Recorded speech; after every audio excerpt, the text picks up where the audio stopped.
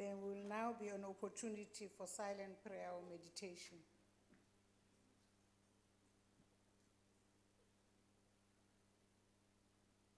Thanks. Please be seated.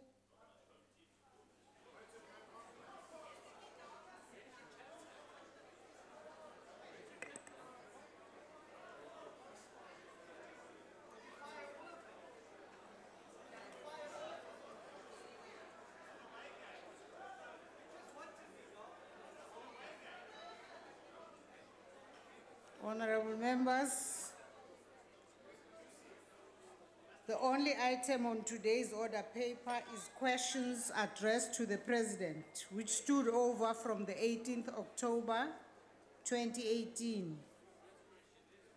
Honorable members may press the talk button on their desks if they wish to ask a supplementary question. And I wish to remind honorable members that the names of members requesting supplementary questions will be cleared as soon as the Honorable President starts answering the fourth supplementary question.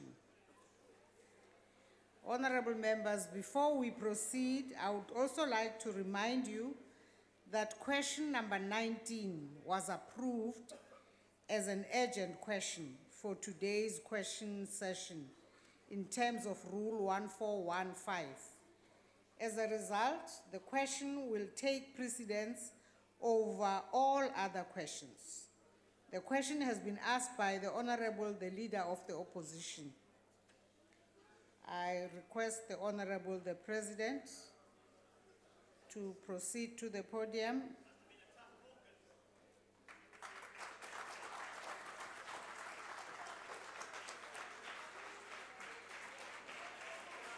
And I invite the Honorable, the President, to answer the question.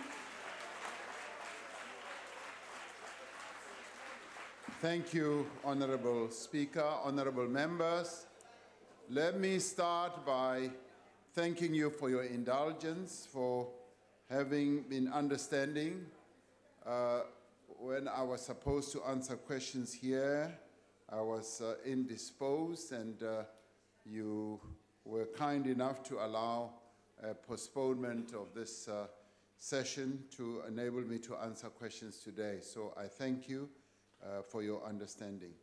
Shortly after becoming president, I received briefings from on various matters by different government departments. One of these briefings was from the National Treasury, where I was alerted to alleged corruption at the VBS Mutual Bank. I was informed that the South African Reserve Bank, specifically the Prudential Authority, had initiated an investigation into this matter.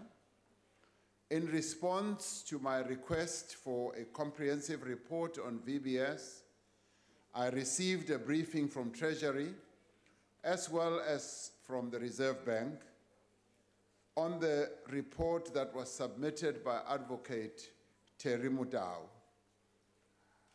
just before its public release. The report presents a deeply disturbing picture of theft and corruption on a massive scale. It is essential that all those who are responsible for facilitating this fraud and this corruption, and all those who have benefited from it, must be held accountable. We call on all the relevant institutions, and in fact, we insist that all relevant institutions must act swiftly to prosecute those responsible, but also to move with greater speed to recover the funds stolen from the bank's depositors, because most of these depositors are pensioners, old men and women who had put their life savings into VBS, and there are also stockfels and burial societies who are struggling as it is now to bury their dead because their money is lost. but it is also the municipalities of various areas in our country. Action must also be taken against those municipal officials, and in some cases they include political officials who deposited council funds into VBS, knowing that it was not legal, and whose actions could lead to significant financial losses for those municipalities.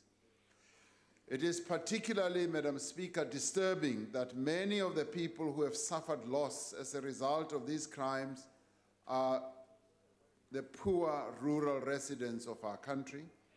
It is critical that every effort is made to recover those monies, to minimize losses suffered by the bank depositors. For much of its existence, VBS was a good bank for ordinary people, and it gave loans and mortgages to people in rural areas, and now through greed and deception and theft, that bank has been destroyed. We take a dim view of those who have been implicated in criminal activity, rushing to court to try and hide their malfeasance and not make any effort to apologize to those who have lost money. What they do is to rush to court and not even have a single word of apology to those who have lost money. The real tragedy of VBS is that money was stolen from those in our society who could least afford it.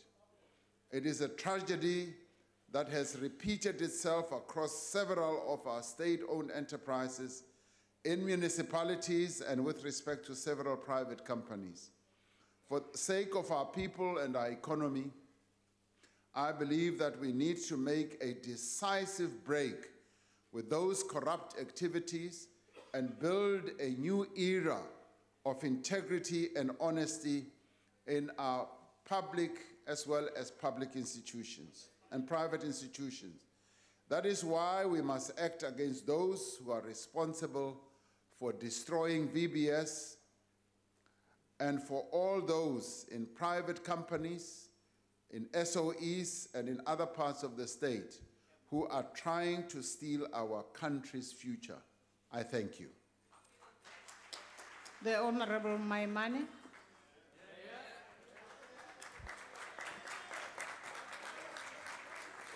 Mr. President, I think I agree with you that what took place at VBS was a complete disgrace. In this particular instance, these are politically connected people who stole money from poor South Africans and their life savings, where the rich are protected and they steal from the poor and the unemployed. This culture is pervasive, Mr. President, for those who are on the inside connected to the ANC and those who are on the outside, which are poor people.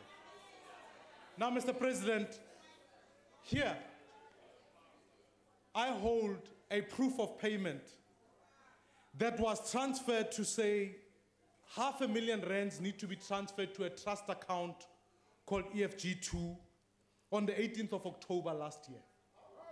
This was allegedly put for your son, Andile Ramaphosa.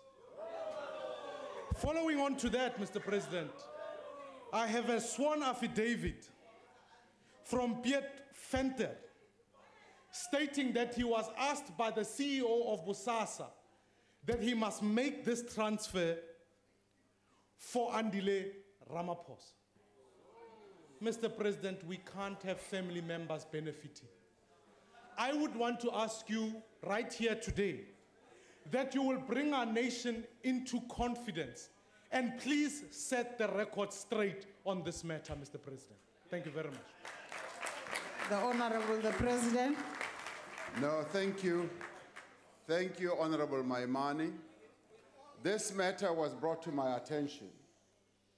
It was brought to my attention some time ago, and I proceeded to ask my son what this was all about. And he runs a business as a financial consultancy business. and he consults for a number of companies. And one of those companies is Bosasa, where he provides services on entrepreneurship, particularly on the procurement process. And he advises both local and international companies.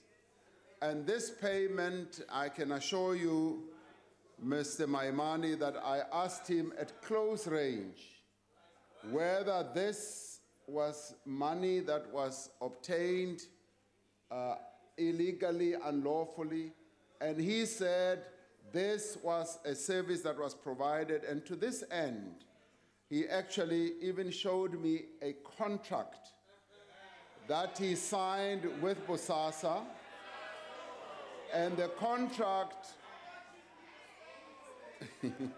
and the contract also deals with issues of integrity, issues of anti-corruption, and all that.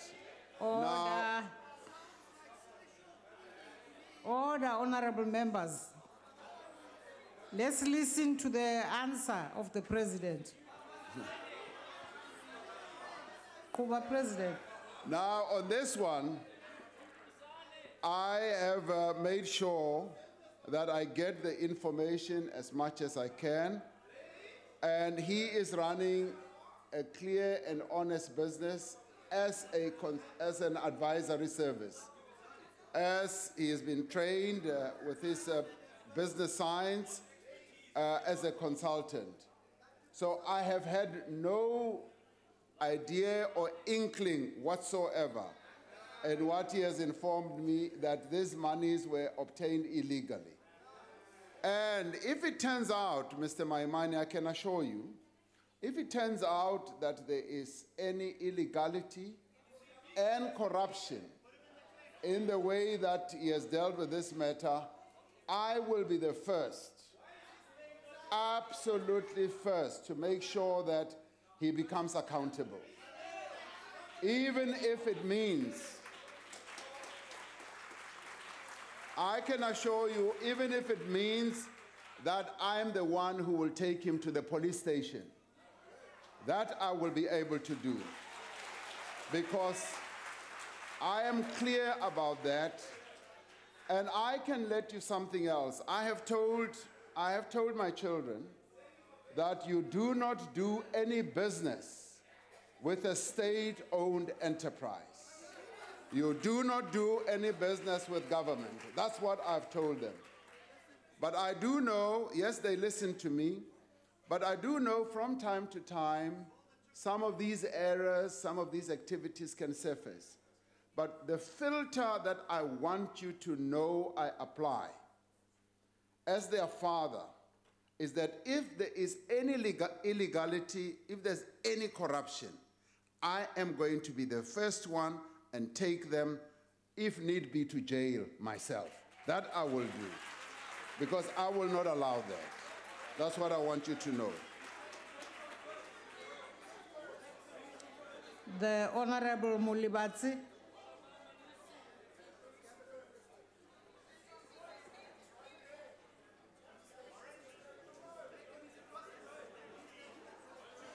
The Honorable Mulibatsi. What's happening?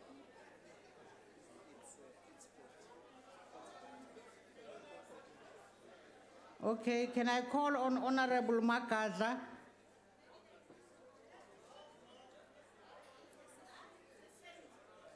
Okay, Minister, there's no further question. That's nice.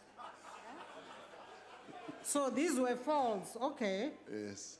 Honorable Malema. Thank you very much, Honorable Speaker. Mr. President, we wrote a letter to Honorable Blade Nzimande to ask him if the VBS paid 3 million to Beachwood Hotel for the Communist Party conference. And we're expecting him to answer truthfully and honorably. But the point I'm standing here, Honorable President, is that if the answer you gave is an acceptable answer to your colleagues, then the same answer stands with Brian Shibam. Because it cannot be that if it's your children with contracts and invoices and they can account for the work they've done, it's acceptable. But when it comes to Brian Shibambo, it's a different matter altogether. But my question is, Mr. President, this bank, having formed by the father of the current king, worked very well under the Bantustan, provided services to our people which commercial banks do not provide to rural people. Today, we find ourselves in this situation. Do we close down the school because the principal and the management stole the money of the school fees, and not only the school fees, vandalized the school? Once we come to that conclusion that they've stolen, they've even vandalized the school, do we close the school or do we arrest the culprit and save the school? The Honorable the President. Well, I think that's a good question. But before I get to that, Honorable Malema, let me come back to this one. The question that was asked by Honorable Maimani about my son, Andil, has nothing to do with VBS. I think that should be clear. It has to do with Busasa. So he has not been involved in VBS. VBS is a different matter now. I think the question that Honorable Malema is raising is a very good question.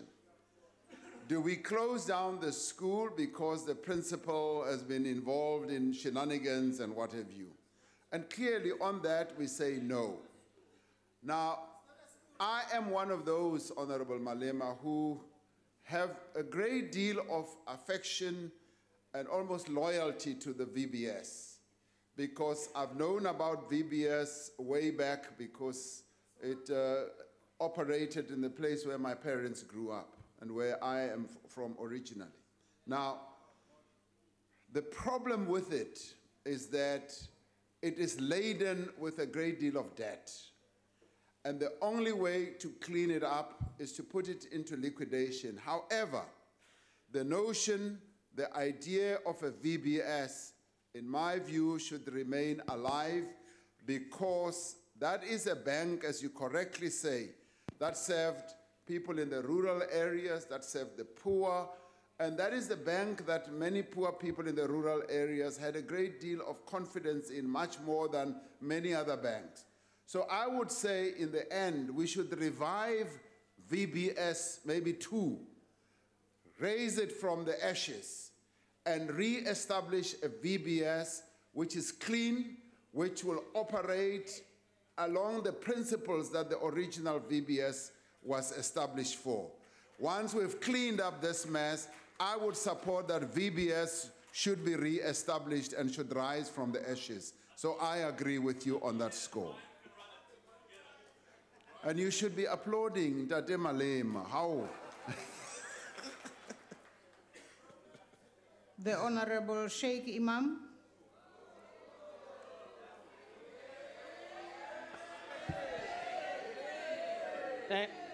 Thank you, Madam Speaker. Mr. President, what is very, very clear, that after many, many people in South Africa loot, steal, rob, do everything from the poorest of the poor, we only tend to find out much, much later. Now the question is, do you not believe there's a weakness in the system that we find out at a stage when after the money has already been taken and stolen, the first one? And secondly, based on allegations, many people have paid a very high price in this house. Now the fact that a public rep in this house received 16 million in his account for a person that was owning a spaza shop a week before and gets 16 million and nobody questioned it, shouldn't there be some consequences or suspension from this honorable house for a person of that caliber who did not question how 16 million rand came in? The Honorable the President. Thank you, Honorable Speaker. With regard to preemptive action that needs to be taken, I think we've done very well in terms of looking at the Auditor General's amendment bill, making sure that we give the Auditor General teeth so that if the Auditor General finds that there's any form of malfeasance or corruption that's taking place, they should be able to take action on a proactive basis without waiting as the normal auditing process happens, that they take action later on. So that in itself is going to begin to address the issues that you are raising, Honorable Sheikh, because if we are able to see wrong being done and come in the breach and stop it, all the better. With regard to members who are represented here being involved in these matters, I think, or being suspended or whatever, I think we've got to rely on the rules of Parliament. The ethics processes in Parliament should be able to deal with these matters. And Honorable Speaker, you are the overlady of all these matters, and your ethics committee should be able to deal with these matters of things that are wrongly done by members of Parliament. Thank you very much. The Honorable Swart. Thank you, Madam Speaker. Honorable President, we are in agreement as the ACDP that what happened at VBS is indeed a tragedy. Well, in a more general sense, what is concerning is that such rampant theft, fraud, and corruption has repeated itself, as you indicated, across SOCs, municipalities, and state departments. And we are indeed facing a severe breakdown in basic morality. We welcome your call for a decisive break to build a new era of integrity and in our institutions. There is indeed a need for intervention, but all of us need to take responsibility. Honorable President, can faith-based organizations, including churches, not play a much greater role in instilling a culture of honesty and integrity in our nation? And should we not be embracing faith-based organizations to start preaching about integrity and honesty, given the moral crisis that we are facing when it comes to looting and pillaging? Thank you, Chair. The Honorable the President. Thank you, Madam Speaker. I think we should be clear that these acts of corruption and malfeasance are not the state-owned enterprises are not the only preserve of such horrible activities. Even the private sector, we have seen unbelievable acts of corruption, theft, and malfeasance in the private sector. You just need to name Steinhoff. You just need to name a few of these companies. They are also involved in such. Now, clearly, the real challenge for us as a nation is the issue of morality, the issue of integrity, and when these activities take place, they actually are an attack on the moral fiber of our nation. And that is where all of us have to play a role. It's not only faith-based organizations that should play a role. Political parties themselves must play a role by adhering to their value system. Each political party will claim that they operate on the basis of integrity and all that, but these things still happen. We need to get all sectors of society to recommit themselves to good behavior, to good morals, to integrity, and to make sure that the moral culture in our country is so well promoted. I have been very keen to meet with faith-based organizations to discuss this very issue with them. And so your statement in this regard falls on very fertile ears as far as I'm concerned, because it is one of those issues that I'd like to discuss with them and say, what do we do? What more can we do as a nation? What role can faith-based organizations play in helping to lift the moral fiber of our nation, the integrity of our people as a whole? So in the next coming weeks, that's exactly what I'd like to do, because all of us need to play a role. Yes, the criminal justice system must play its own role. Now, one of the challenges that we face, of course, is that when these things happen, our people who are victims of this become impatient because they see the criminal justice system moving far too slowly. They see people who have been involved in acts of theft just moving around freely without any accountability, happening around them.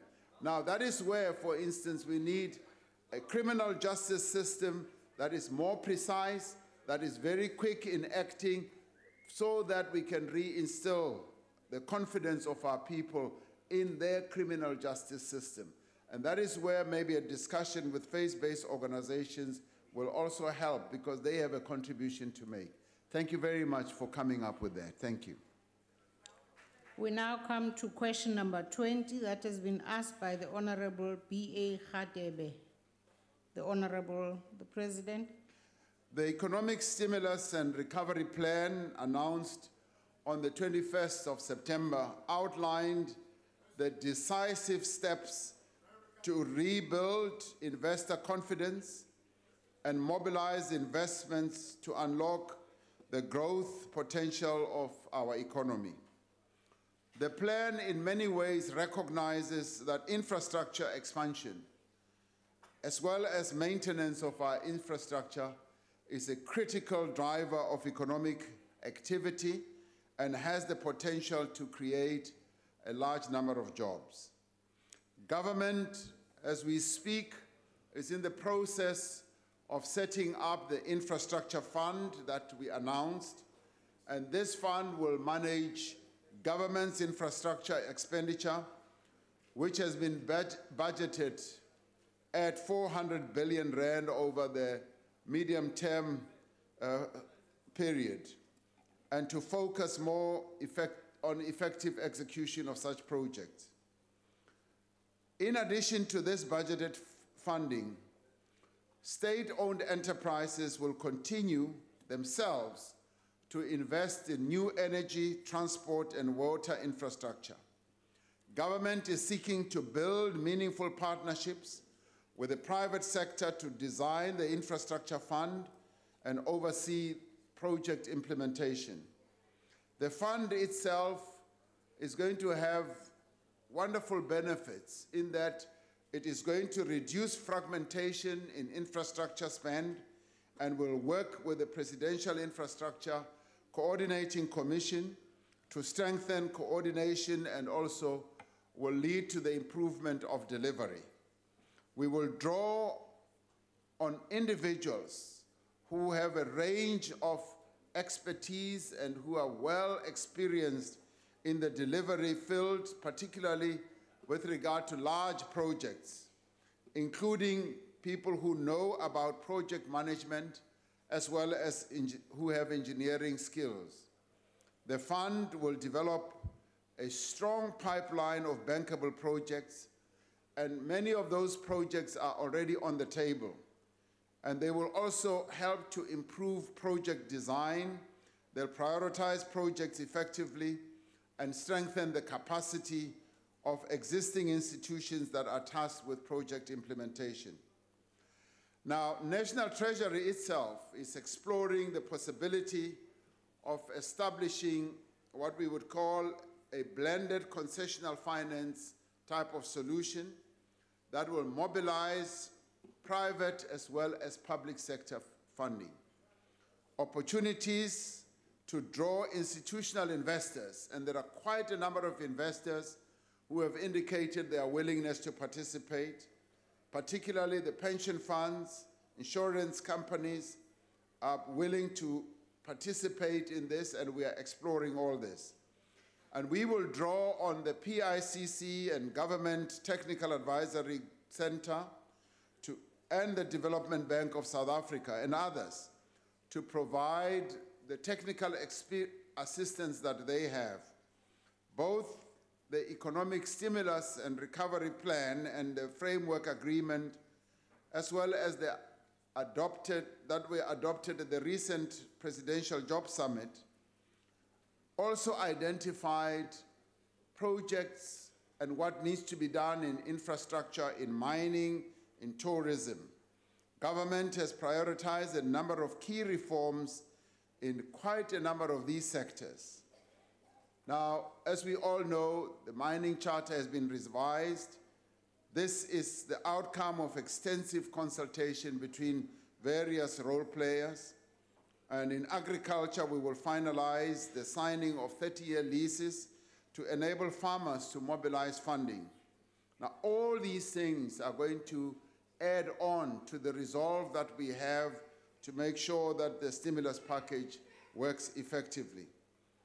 These are some of the areas where progress is being made, also to remove the obstacles to increase investment and to make more effective use of our public resources to promote growth as well as job creation.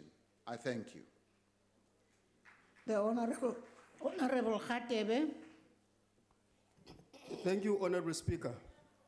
Honorable President, during the State of the Nation address, you gave a commitment that you will raise 1.3 trillion rand to reignite the economic growth so that we can fight the scourge of unemployment, poverty, and inequality. We are grateful that you have walked the talk of Tumamina and raised more than 400 billion rands from United Arab Emirates, Saudi Arabia, and China. What is more important is that after the announcement of the economic stimulus of 50 billion, the investment conference was able to raise the pledges of more than 290 billion rands from the South African investors. This marked the end of an investment boycott by local businesses. But, Honorable President, my constituency also wants policy certainty, in particular concerning the radical socio-economic transformation. Coming from the 2010 World Cup infrastructure, we know very well that the black industrialists, the SMMEs, didn't participate effectively in creating and maintaining that infrastructure. So what is your government do? What will your government do to ensure that our SMMEs are getting 30% set aside as procurement policies in these various projects? And what is also very important, with the agreement of the Job Summit, what is going to be the role of the civil society, the parliament, and all the stakeholders in ensuring that this noble project find reality and creates more employment? Thank you. The Honorable the President. Honorable Speaker, the setting up of the execution unit that we have spoken about, which will exist alongside of this infrastructure fund, is going to address precisely the issues that Honorable Khatebe is talking about.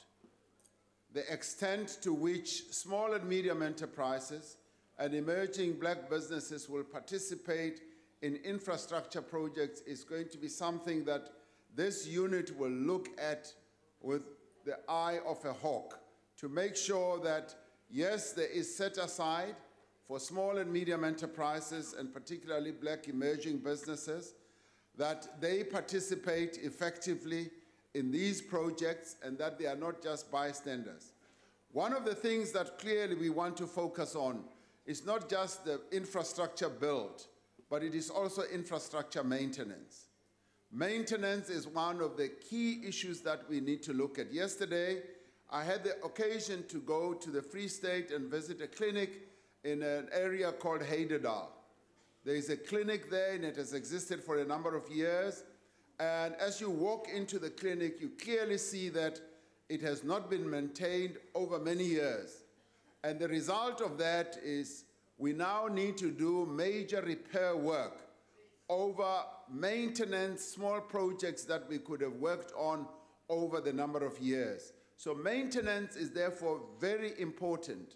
As we build infrastructure, we would like to immediately have a facility that will maintain that infrastructure going forward, because that is a lot cheaper than having to do major overhauls. And this is where small and medium enterprises will play a key role. And we also want, as we said in the stimulus plan, we want to focus on small and medium enterprises in the townships, as well as small and medium enterprises in the rural areas. And the set-asides are going to be so well calibrated that they enable those businesses to get on and succeed. And so therefore, we want to create a number of opportunities, not only for the big companies, but largely for the smaller companies, because it is through smaller companies that we are able to create many more jobs. Thank you, Madam Speaker. The Honorable Groenewald. Agbare President, part of the question is to attract investors specifically in the agricultural sector. Now, on an international platform on Bloomberg, you specifically said, and I quote you, "No white farmers are killed in South Africa." Close quote. Now, the official response from your office is that you only reacted to a tweet of President Trump. My vraag is, ongeag of u nou gereageer het op die tweet van president Trump, die werklikheid is, wit boere word in Suid-Afrika wreedaardig vermoor. Dit is dus onwaar om te sê, wit boere word nie vermoor nie. Is die agbare president bereid om daardie families en geliefdes van die wit boere wat in Suid-Afrika vermoor is, vandag om verskoning te vra, omdat u dit gesê het, en u dan ook erkenning gee aan daardie leed wat hulle moet ervaar. Want u, Honorable President, you prefer to refer to white farmers, and that is why they are now the subject. I thank you. The Honorable the President. Baie dankie. Ek is bereid om te, what is to explain in Afrikaans, om te verduidelik. Ek is bereid om mooi te verduidelik. Want baie mense het nie mooi verstaan wat ek gesê het. I was responding to President Trump's tweet when he said in his tweet, white farmers and white people are being killed. And I said, no, that is not true. And I was specifically referring to that. The fact that, yes, white farmers are being killed, including black people on farms are being killed as well, is the reality that we are living with. So the killings of a number of people in our country is something that concerns me. It should concern all of us. And I will never sort of categorize it as just saying white. It is people in our country are getting killed because I have to be completely non-racial when it comes to this, but I was responding to Trump. But let me then say, I am prepared om te mooi verduidelik to white families who have lost their loved ones.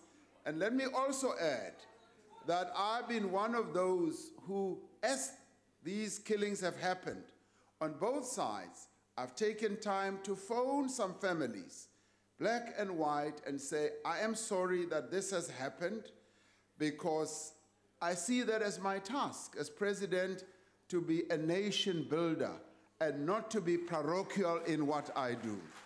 So, ek sal wel verduidelik, want wat President Trump geskryf het in sy tweet was nie the truth. It was not the truth.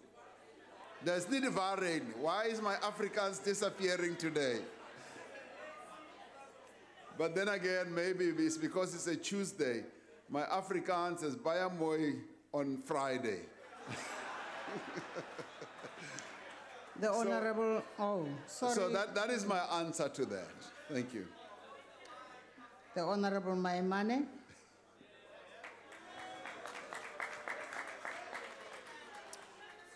Mr. President, you have gone on public saying your government should not speak with a forked tongue. I think it's important that you speak about decisive action. We need to take decisive action on SOEs. And the one SOE that is putting a serious threat to our fiscus is SAA. SAA are a fiscal risk to us, and they pose a threat to our economy. Now, your finance minister has gone on an international record saying, in fact, we must allow SAA to fail on its own accord. Your public enterprise minister goes on another record saying it requires stabilization and an equity partner.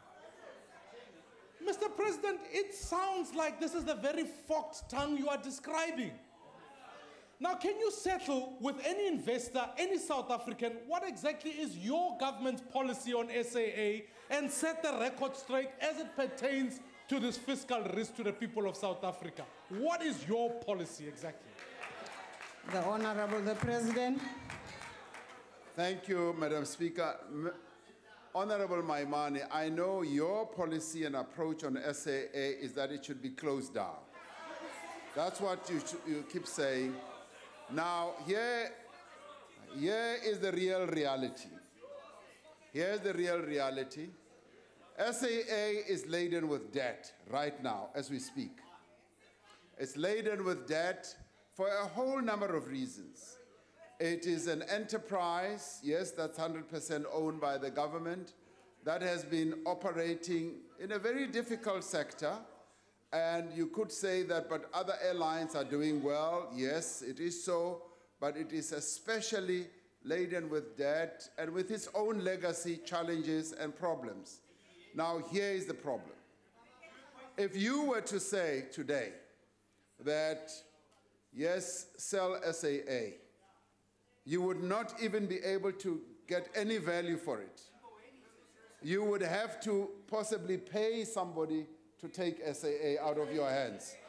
You would have to pay them quite a number of billions of rands because the debt that we carry and that we have underwritten as government is quite significant. And if we, for instance, were to say, let it be shut down, it basically means that that debt that SAA carries, Honorable Steenhuisen, luister asseblief. Luister asseblief. I don't want to do what I did the other time and say shut up. But anyway. Madam Speaker. Honorable Steenhuisen. I'm not sure if the upper respiratory tract affected the hearing. I didn't say a word. That was somebody else. Okay, let it not be a discussion. Maybe I like you so much. So if we were, for instance, to say shut it down, it basically means that the debt that is in SAA now becomes payable immediately. But immediate payment of that debt immediately has an impact on the debt that is carried by all other state-owned enterprises. And that is how you are then able to even collapse our fiscus. Now, SAA must be seen as our collective challenge and problem. What we have said and what the Minister of Public Enterprises has said, and he was clarifying and maybe, he was actually trying to elaborate more on what the Minister of Finance was saying and saying, in the end, we've got to stabilize SAA. We've got to stabilize it, and the future for an SAA has to be how do we, one, stabilize it, and having stabilized it, how do we carry on with an SAA? And one of the options that we are clearly looking at, amongst many other options, is how we get a strategic equity partner to come and be our partner in SAA as we take it forward. Now, that is the trajectory that we are saying we need to look at. And in fact, some of our state-owned enterprises could well be open for opportunities like that. There is just nothing wrong in saying we can get a strategic equity partner who is well-steeled in terms of finances and who are really good operators who can expand the business opportunities for an SAA to come in and be our partner, and we take SAA forward. Now, rather than shut it down, that is one of the options that we are looking at, and it promises quite a lot for the future stability of SAA as we stabilize it going forward. Madam Speaker, that is precisely what we are looking at, and I hope Honorable Maimane will begin to change his own approach on our national airline. Thank you very much. The Honorable Esterhuizen. Thank you, Madam Speaker. Mr. President, as you mentioned, the mining charter, is that the mining industry, which has the biggest potential for job creation, is currently struggling with low prices and high operating costs, as well as restrictive regulations. Are you not reaching out to the mining industry with the one hand, the stimulus plan, and then take away with the other through your government introducing a regulatory framework that will increase compliance costs for miners and set off temporary boosts that investors needed? Is that not the direct opposite of what were you trying to create through the economic stimulus plan? How can you rectify this? The Honorable the President. Thank you, Honorable Speaker. It is on the mining charter where I believe that we've done really an excellent job. In terms of the extensive consultation that the Minister Gwede Mantashe has had, he has taken time and the trouble to consult quite widely and consult with key role players in the industry, and even going beyond that. He's consulted with the workers, he's consulted with communities that are around those mines, he's consulted with the mine owners, he's consulted, yes, of course, with government officials, but also consulted with, say, traditional leaders and a whole range of role players. And to a large extent, almost a complete extent, many of those who have been consulted voiced their satisfaction with the mining charter as presented to them and to everyone else. So I don't see the mining charter as being an impediment any longer to further investment in our industry. I see the mining charter as being an enhancer. When we were at the investment summit recently, it was the mine owners, the miners themselves, who came forward to announce billions and billions of rands that they want to invest. Anglo-American, for instance, came forward and said they are prepared to invest up to 70 billion rand in the industry, which demonstrates their confidence, their faith in a growing industry. And they are the ones who have said they see mining as a sunrise industry rather than a sunset industry. Already we are receiving quite a number of inquiries from a number of investors, both local and offshore, who are saying that they want to invest in various mining commodities. So I don't see the mining charter itself as being a constraint to further investment in the industry.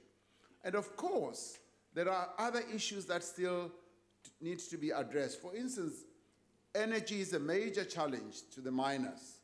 And that is where we've come up with the issue of administered prices, that certain sectors of our economy do need to be put on the administered prices plane so that we can incentivize them and encourage them to invest and to employ more people. So all those things are being looked at in a creative manner. And the miners themselves were rather grateful for the initiatives that we have taken. And in fact, they've even vocalized it quite a lot, that this mining charter is a great improvement from what we had had in the past, and it therefore enables their boards of directors to vote further investments into the industry. So I think we're going to see lots of investments coming into the mining industry going forward. Thank you, Madam Speaker. We now come to question number 21, asked by the Honorable Ngwezi. The Honorable the President. Madam Speaker, violence in schools is a matter of great concern, and it is a matter that calls for cooperation between government, the leadership of schools, the parents, and communities. It is, in the end, a symptom of some of the social problems that continue to confront young people and it is a matter that requires concerted and consistent action by all stakeholders. School-based violence undermines the environment necessary for effective teaching and learning. Our schools, I think all of us will agree, must be places of safety where learners feel and know that they can be safe and secure in an environment that will enhance their learning. In response to these challenges in schools, the South African Police Service and the Department of Basic Education have entered into a protocol on school safety. The purpose of this protocol is to create safe, friendly, and caring learning environments within schools and to promote multi-stakeholder collaboration in the fight against criminal activities in schools. Now, this is an important development that we've had a protocol like this being arrived at. And as a consequence, a number of safety measures have been put in place, including that all schools in the country should be linked to a specific police station, so that if any incident of violence occurs, there should be rapid and quick action from the police station. The South African Police Service has appointed dedicated school safety officers in most areas to serve as liaison officers between the police and the schools. School safety committees have been established, comprising of school management, police, school governing bodies, as well as other relevant stakeholders.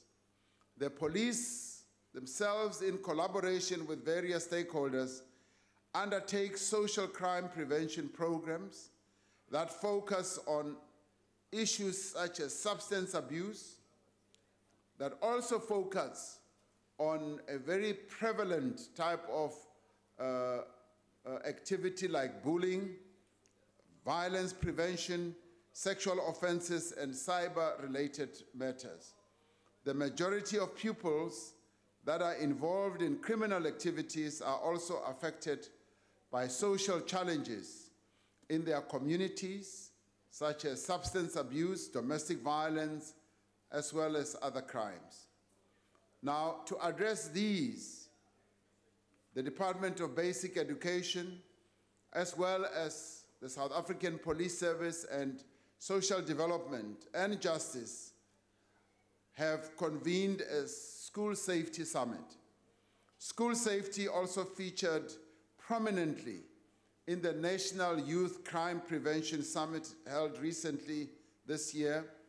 These activities provide, as they proceed from the understanding that violence in schools is a social problem which can only be addressed through one, collaboration between government, various stakeholders, and communities, and also through a joint problem-solving type of approach. Among these, there are a number of tangible initiatives that are coming out of these collaborative activities. Now, the strategies that are coming out aim to integrate government efforts to prevent youth criminality, including in institutions of learning. Now, all this is being done so that we can end violence in our schools, criminality in our schools, substance abuse in our schools as well. Now, in the end, unless we work together as a society to curb violence in schools and do it as a matter of urgency, we will find it difficult to curb crime and violence in broader society for many years to come. I thank you. The Honorable Ngwezi. Thank you very much, Honorable Speaker. Thank you, Honorable President, for your response. Honorable President, in the past year, your home province, Limpopo, experienced 942 cases of pupils attacking teachers. Since January last year, Gauteng schools have expelled 151 children, and 31 31 learners of those, those who assaulted teachers. In the Western Cape, for example, provincial statistics reveals that over 60 attacks on teachers took place during the first quarter of 2018. And I'm glad that you are saying that there is collaboration that has begun with the SAPS. But my question is that, are you confident, Mr. President, that the collaboration with the SAPS is going to yield to positive results? Because I'm afraid even the tools of trade for SAPS is not enough. If you look at your vehicles that the police uses, it's a disaster. And in some police stations, you'll find that when you report a matter, they will tell you that there is no car. And they will take maybe 20 hours to attend over the matter, and the damage is occurring at school. So are you confident, Mr. President, that this process is going to yield to positive results? Thank you. The Honorable the President. Honorable Speaker, yes, I am confident. I think the measures and the initiatives that are underway are such that they will yield positive results, notwithstanding the challenges that the police continue to have with regard to not having sufficient tools of trade such as vehicles.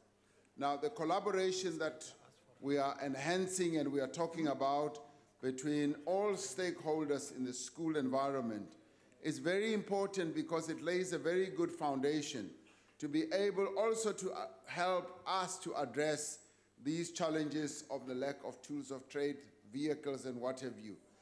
Now, we are beginning to address all this in a focused manner. Recently, a week ago, we launched the anti-gang unit here in the Western Cape, which we are going to spread to other areas as well. We were able to give that anti-gang unit tools of trade such as vehicles so that they should be able to address acts of criminality as and when they happen. Now, this country is quite big and broad. We will be able to spread this out to a number of other areas and make sure that the police do have the tools of trade. Now, it's a budgetary constraint, obviously, but we are working to make sure that safety and lessening criminality in our country becomes something that we focus on. So you ask, am I confident? Yes, I have a high level of confidence, if you care to know. Thank you very much. The Honorable Maimane. Mr. President, I think we all agree that the scourge of drug use and related crimes is a ticking time bomb we can't accept. What is factually true is that it was your government, it was the ANC, who decided to shut down these drug units. And I'm glad you finally come around to DA policy and open anti-drug units. I want to congratulate you. But the latest crime stats tell a worrying story. They say that over the past 10 years of ANC government, reported cases of drug use and crimes have almost tripled. Yet conviction rates have decreased. Essentially, from 58% conviction, we're now down to 52% of reported cases ending up with a conviction. In other words, ditsotsi di a tshwariwa, di boela gape go strateng, di tlo go tshwenya bana ba rona. Therefore, Mr. President, what I'd like to know is what is your government going to do to ensure that we increase massively conviction rates in this area in the criminal justice system? Thank you very much. The Honorable the President. Honorable Speaker, I'd like to invite Honorable Maimane to live up to the calling of his faith as a reverend, to have a little bit more faith. Now, we are rolling out a strategy to focus on anti-gangs, to focus on gangs, who inevitably don't only get involved in minor crimes, but get involved in drug trafficking, kidnapping, and all that. We are rolling out this strategy, which you should be pleased about and which you should have faith in. Now, what is that going to result in? That is going to result in more arrests taking place. It's also going to result in the communities themselves having more confidence. And believe you me, Honorable Maimani, I walked the streets of Hanover Park, and I was able to talk to a number of residents, met quite a number of people, men, women, and young people, who, as we were out rolling out this strategy, they said, Mr. President, thank you very much. We now have our streets back into our control. We are pleased that now you have given our streets back to our control, and you are now dealing with the criminals and the gangs and what have you. And what that means is more gangs are going to be arrested, gangsters are going to be arrested. We are going to make sure that they get prosecuted. We are going to make sure that they get convicted, and we are going to make sure that they go to jail. Now, having set up the anti-gang unit, have a little faith. Have a little faith as you get involved in your prayers that this is a solution that is going to lead us forward. Now, with this, I have no doubt whatsoever that Minister Cele and his generals and officers are going to be on top of this, and they are going to make sure that we reduce the level of incidents of criminality in the gang-infested areas, as well as drug peddling and drug selling in those areas. You watch this space, you are going to see changes happening. Thank you very much. Madam Speaker. On what are you rising, Honorable Steenhuisen? Madam Speaker, the Honourable Maimani asked a specific question around conviction.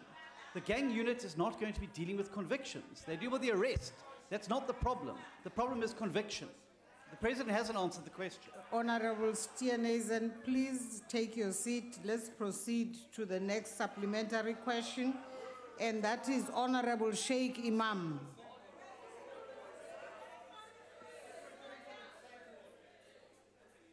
Thank you, Honorable Speaker. Mr. President, I think the problem is bigger than you making it look like, Mr. President.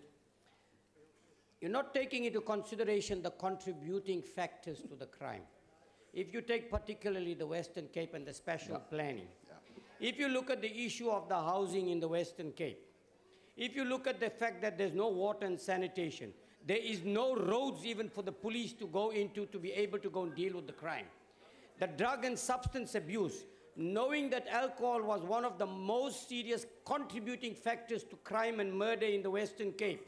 The DA government is now introducing the sale of alcohol in the schools. Taking all that into consideration, do you not believe we need a more holistic approach to deal with all the socio-economic conflicts, bring all the relevant departments together to be able to establish how we're going to work to reduce crime, because the police on their own cannot deal with the problem? Thank you. The President. Thank you, Honorable Speaker. What I think Honorable Sheikh is saying is that this is a much broader problem. We should never deal with it on a one-dimensional basis. We should deal with the other accompanying societal challenges that we have.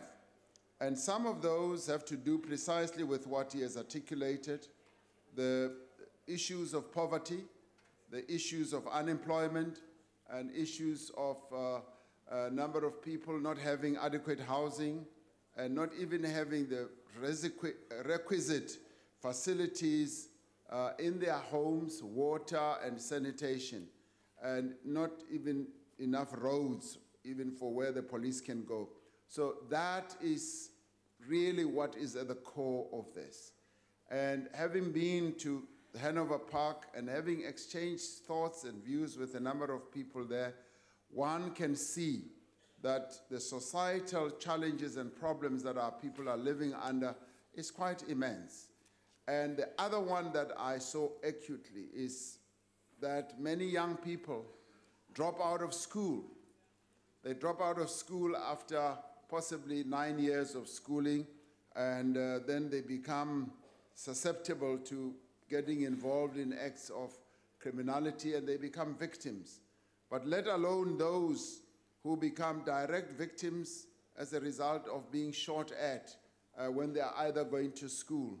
I met a young woman who said she is terrified of going to school because she could be either kidnapped and raped, she could also be shot at. So those are the broader societal issues. And the real good approach is that we should look at this as a joint problem. It is a problem for all of us rather than grandstanding, standing on platforms pointing fingers. And that's precisely what we were seeking to promote in Hanover Park.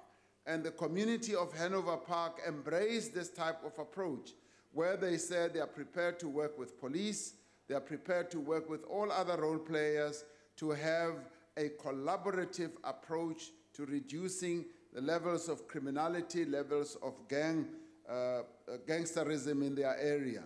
Now, one can sit here and stand here in Parliament and point fingers and pontificate. That is not going to be the solution. The real solution is that we as role players must work together.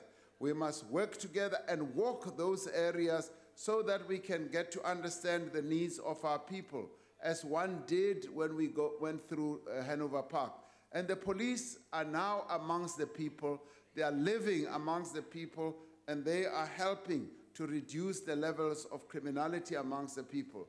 What we need to be doing at national government, provincial government, and local government is to actually embark on programs and initiatives that are going to reduce the temptation for our people to get involved in all this. Provide proper housing, proper sanitation, proper water, so that people can have their dignity back, because this is eroding their dignity in many ways. So I agree with you, Honorable Sheikh. We need to have a multi-dimensional type of approach to this, and thank you for that. The Honorable Mkalipi.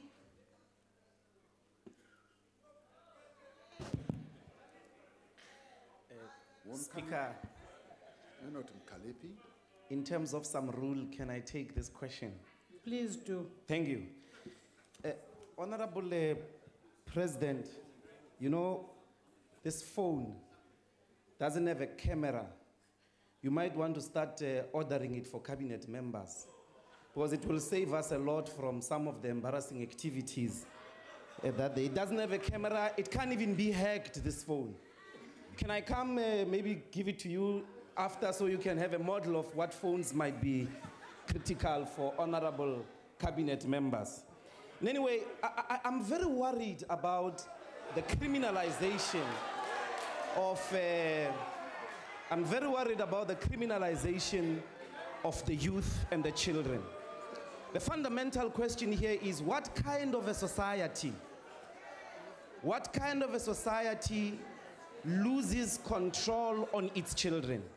Yeah. When they go into criminal activities, when they go into gang activities, what kind of a society sends police into students?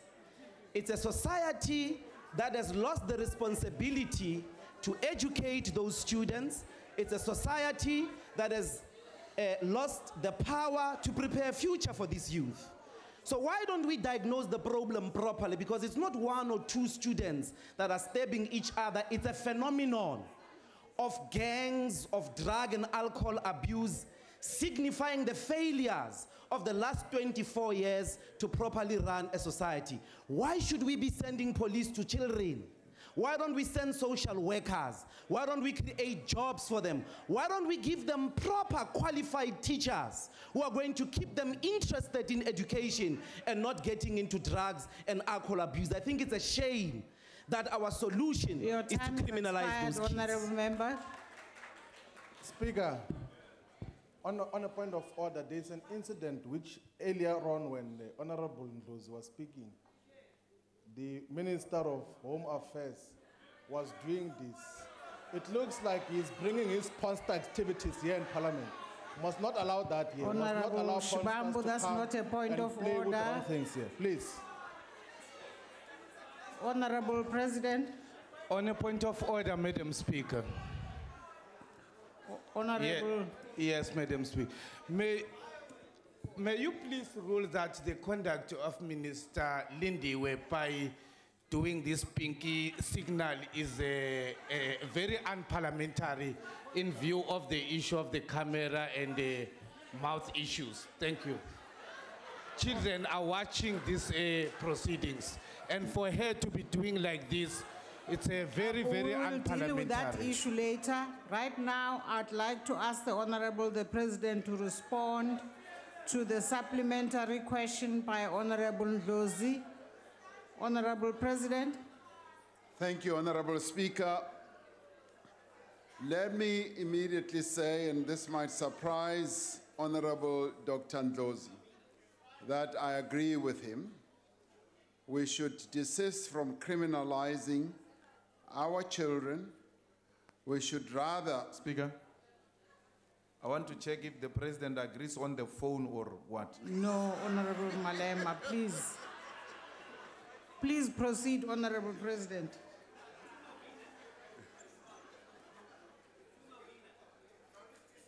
I agree with Honorable Dr. Ndlozi on the issue that he raises about not criminalizing our children and looking at this problem as a societal one, and look at it more broadly as a problem that has to do with the society that we seek to build. And this is really the core of the problem. We need to ask ourselves, what type of society are we trying to engender and to build when our children are drawn into all these activities of violence? But more importantly for me, Honorable Ndlozi, is the role that we all have as parents. Because this is not a matter where, yes, after 24 years, we start pointing fingers at each other. Because the issue also is what happens at the base, at the foundation of the process of building that society, and it is in the home. It is our role as parents.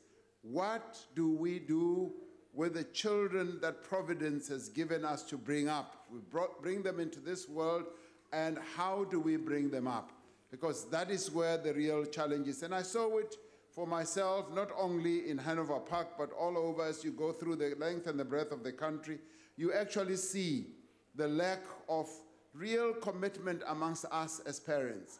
So, Honorable Ndlozi, we should not be pointing fingers. I don't know where you were pointing your finger, either to the left or to the right, but we should remember that on this one, as you point one finger, all the three fingers are pointing at you, all of us.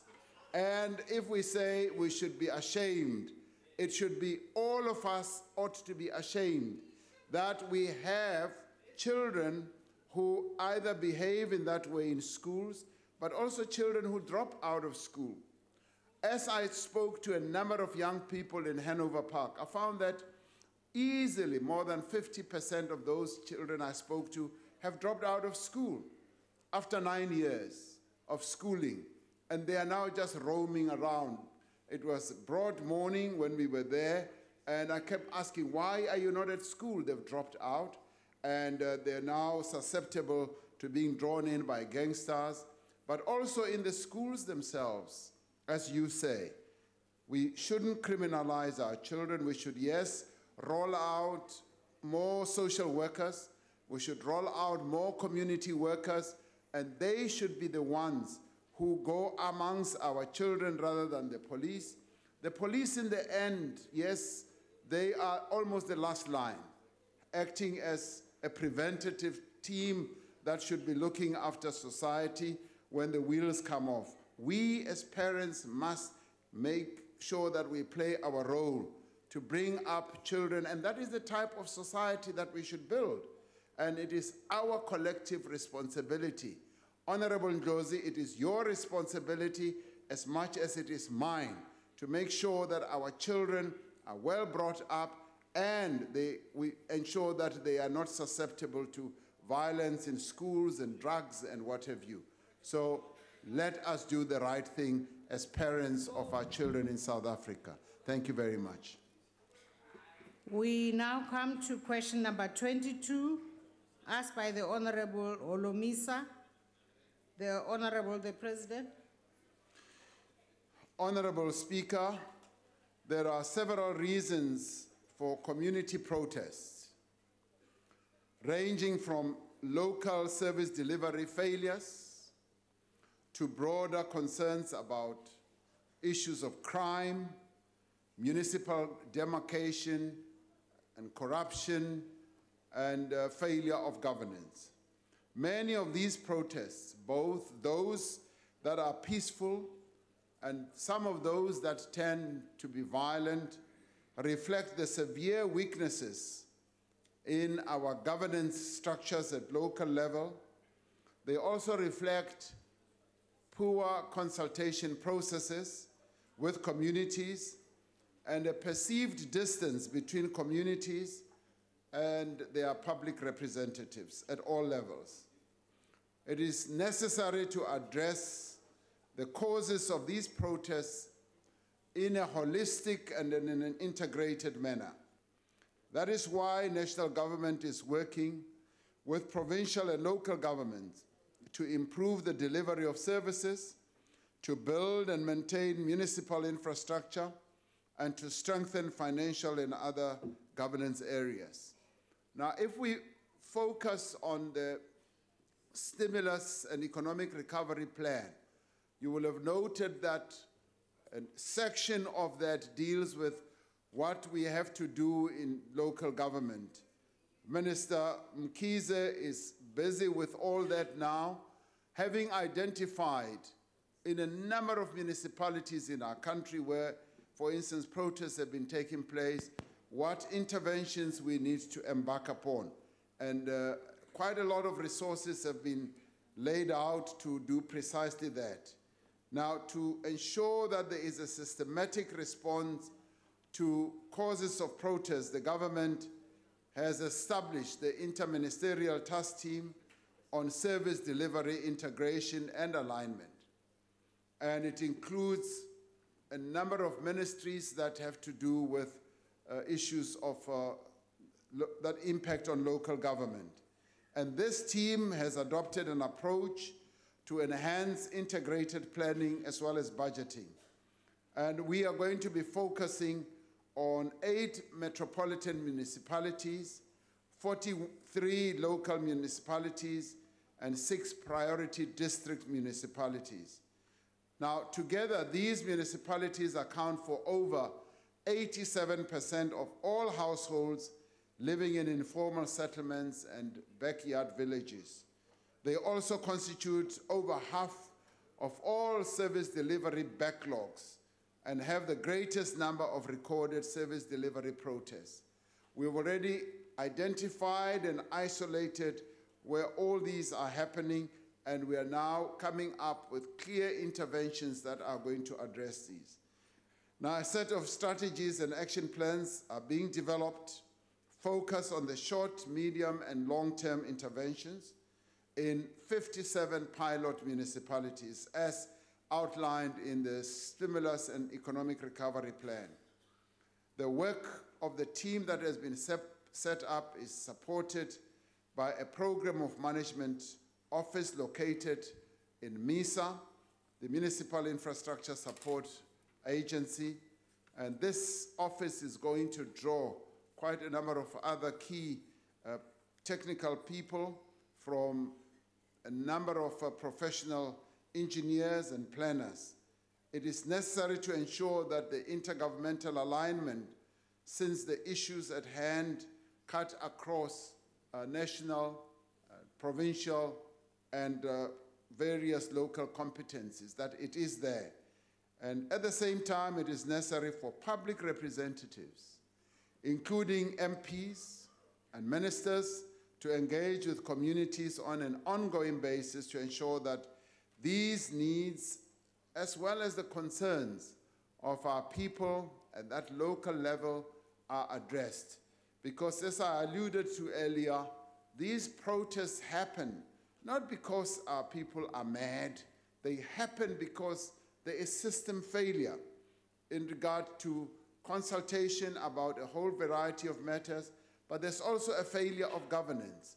And our people respond to these because they are finding that their hopes are dashed and their aspirations are just waylaid. Now, we need to address these so that we properly and positively address the needs of our people.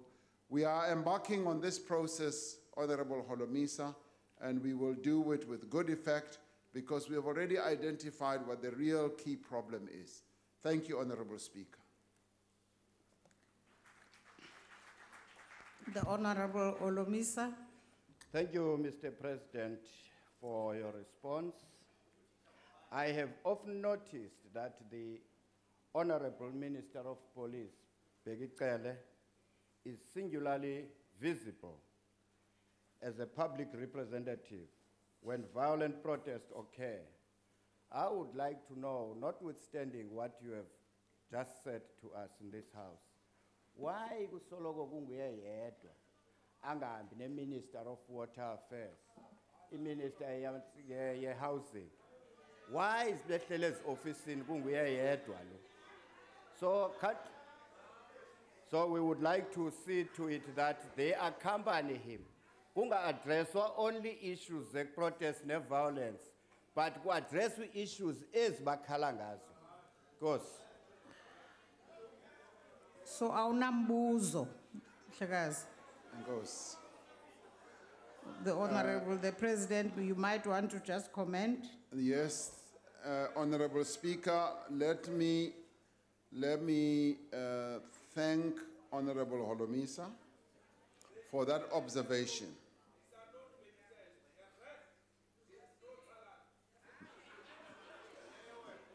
Let me thank Honorable Holomisa for really raising this matter and immediately say to him, Honorable Holomisa, the issue that you're articulating is a matter that we have been addressing, and we've decided that as we respond through this interministerial task team that I spoke about, as we respond to some of these challenges, we need to get government leaders to be out there amongst the people addressing these problems.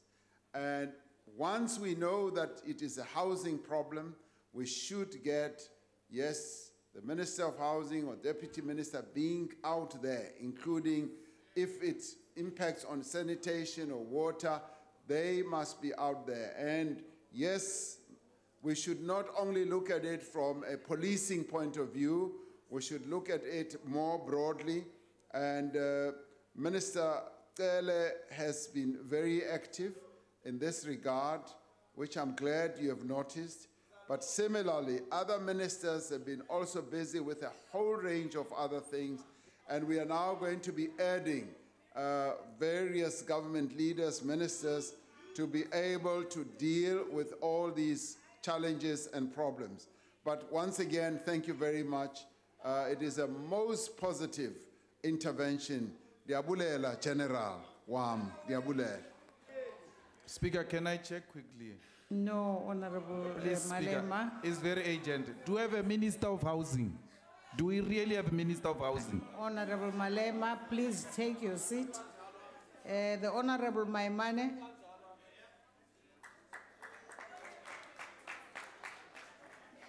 Mr. President, I think we can all agree, rail, especially for our people, still remains the most affordable form of public transport, especially now that petrol has gone through the roof under your government. And I think what we are discovering is that it's actually been held hostage by a few people who have arson attacks, they are burning our trains, and commuters are left. The great difficulty is that recently my colleagues went and engaged the community here in Mitchell's Plain train station. They waited there for an hour. The train never arrived. In fact, the community came back and said, this is becoming like a ghost station. Our people are desperate to find work and they don't have public transport that helps them. I think, Mr. President, as a suggestion, is it not about time your government actually agrees with the DA that we should take the functions and the infrastructure budget of the national road and devolve them down so that metros who are capable to do that function can run them, so we integrate transport and make sure our people can get to work? Please, is it not time that we do that, Mr. President? The Honorable the President. Thank you, Honorable Speaker. Honorable Maimane, you know, we are busy with a whole range of things.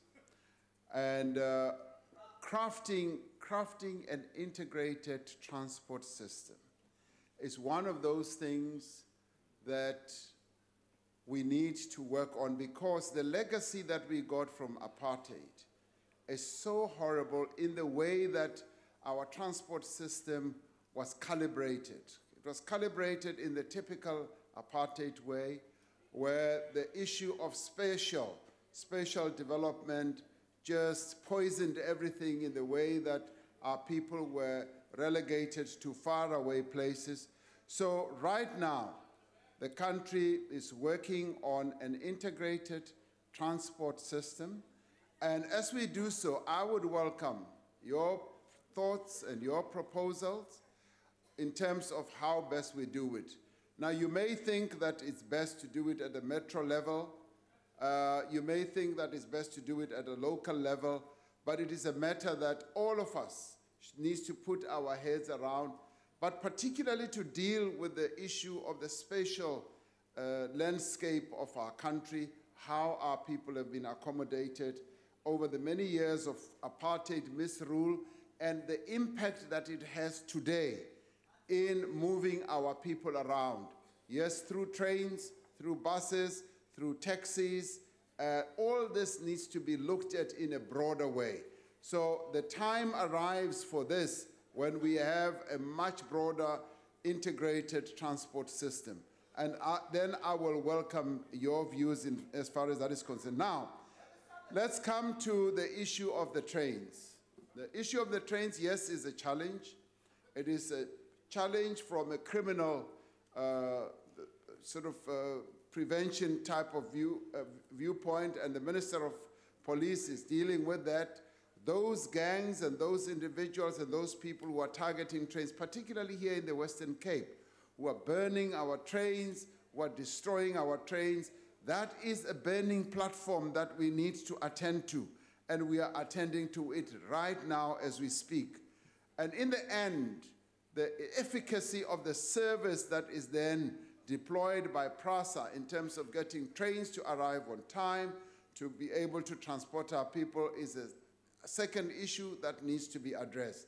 Now, you will have heard that, yes, as you know, the unfortunate thing is that our trains are being burnt, but PRASA is rolling out more trains that need to be brought to bear into our train transport system. And we now have a factory in South Africa as we are reigniting the manufacturing base of our country that is now making South African-made trains. Trains are now being made here in South Africa.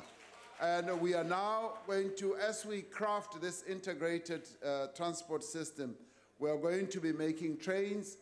You may be interested, Honorable Maimane, to know that, you know, the AU has declared that as South Africa, and you may want to have a conversation with Minister Nzimande about this, the AU has said that South Africa should be the country that manufactures trains for the rest of Africa, giving great faith in our transport system in the way that we calibrate it. So we will be calibrating an integrated transport system which will include rail, bus, taxis, and vehicles. So We will, yes, welcome your views, whether they are DA views or your own views, bring them into the pot. So let's look at how we finalize an integrated transport system. Thank you very much, Honorable Speaker. The Honorable Ngwezi. Thank you very much, Honorable Speaker. Mr. President, thank you very much for the response and for the question from Mr. Holomisa. Mr. President, the one main challenge that exists is that our government officials are sort of arrogant. They don't quickly respond on demands by communities. And communities have realized now that if you are looking for a clinic, you must ban the school. And what is it that exactly, as President of the state, you are going to do to quickly address the issue of consultation between government and officials? And also, are you not considering giving more funding to municipalities? Because my belief is that all development is local. And the easiest or the quickest way where people can communicate closely with government is through local government. Thank you. The Honorable, the President. Honorable Speaker, the issue of consultation, as I said in my main reply to the question, is key in all this. We need to deepen and broaden consultation, but we also need to inculcate a culture of real batupeli. We must put our people first as we interact with them. In the way of consultation, in the way of providing services to them, and in the way of getting them involved in developmental processes. So batupeli as a concept, as a philosophy, is a very important one. And we keep on harping on this with our civil servants and saying that treat our people as your customers, and the customer is always right. Make sure that you consult our people and make sure that they buy into the processes that we are involved in. But in this regard, we also rely on our public representatives. That is why we have public representatives at local level, at ward level. Those public representatives are the front line for us, not so much government officials, but public representatives are the ones who have been chosen by our people, the community, to represent their views and their aspirations. So that is where we need to entrench this culture of proper consultation. At the same time, clearly, our local government structures need to be capacitated. And capacitating them means that they need to have sufficient resources, but they also know that they need to, one, look after the resources that they have and not waste them and not spend them in a reckless manner, but they also need to raise resources so that they are able to deliver services amongst our people. So yes, our municipalities are facing serious challenges because quite a number of them don't even have a tax base. They rely on grants from government. And government is looking at the full architecture of our municipalities to see how best we can resolve some of the challenges that they continue to have. But in the end, it is consultation, consultation, and consultation that is going to provide much easier answers as we provide services to our people. Thank you very much. The Honorable Shivambu. No, thank you, Speaker. The President, like I think you are beginning to acknowledge the perennial incapacity of the local state to deliver services. Yes, they designed that. The division of revenue processes only allocates less than 10% of the overall revenue of the state to the local state. And majority of municipalities expend more than 80% of their budgets on salaries and operational expenses. Yeah.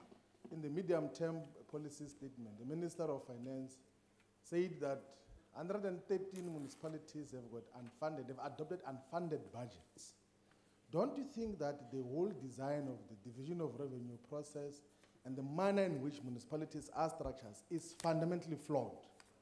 We need a different, because it will never happen that the municipalities in the current design will have the capacity to deliver basic services to our people. Don't you think we need to rebase the whole structure in terms of the current structure of municipalities? Thank you very much. The Honorable the President. Honorable Speaker and Honorable Shibambu, when I spoke about the architecture of our local government system, it also touches on things like that, because it is a matter of concern and must be a matter of concern to us that a number of municipalities find themselves without a proper revenue base. They are not able to raise any revenue, and therefore, in the end, they will just forever depend on the grants that they get from national government. And as you correctly say, you know, the division of revenue is such that they only get a small portion of the overall revenue. And therefore, we need to have conversations about how best we address the problem, but more importantly, the challenges that many of our municipalities have. What we also need to do is to look at a whole number of things. For instance, we need to look at what the Auditor General is also saying, because where they actually have the resources, a number of municipalities are misspending those resources. Much as, yes, they are spending quite a huge percentage on salaries, but at the same time, what should be going towards capital investment is getting wasted and it's getting misspent. So we need to address and find a way of dealing with that, while at the same time look at the broader issue of the full architecture of municipal funding. And that is a process that we need to embark on. And in fact, through a Minister of Local Government and Cooperative Governance, we are looking at precisely that, because we cannot carry on with a system that relegates a number of our municipalities to being completely unfunded in a number of their own activities. So if there are any wise ideas, Honorable Shibambu, we will welcome that. Thank you very much. We now move to question number 23, asked by Honorable Bjorkman. The Honorable the President. Honorable Speaker, South Africa will become a member of the United Nations Security Council in the non-permanent member category for the third time in the term 2019 to 2020. Now, this is where we have to give a great deal of gratitude to many countries around the world who supported South Africa's bid to become a member of the Security Council. But more importantly, also give a great deal of gratitude to our ambassadors who are strewn all over the world, who worked ceaselessly and campaigned to get South Africa to be elected. And also our Department of International Relations and Cooperation, and especially our Minister of International Relations, Minister Sisulu as well. So they worked very hard to get South Africa to be re-elected to this important seat.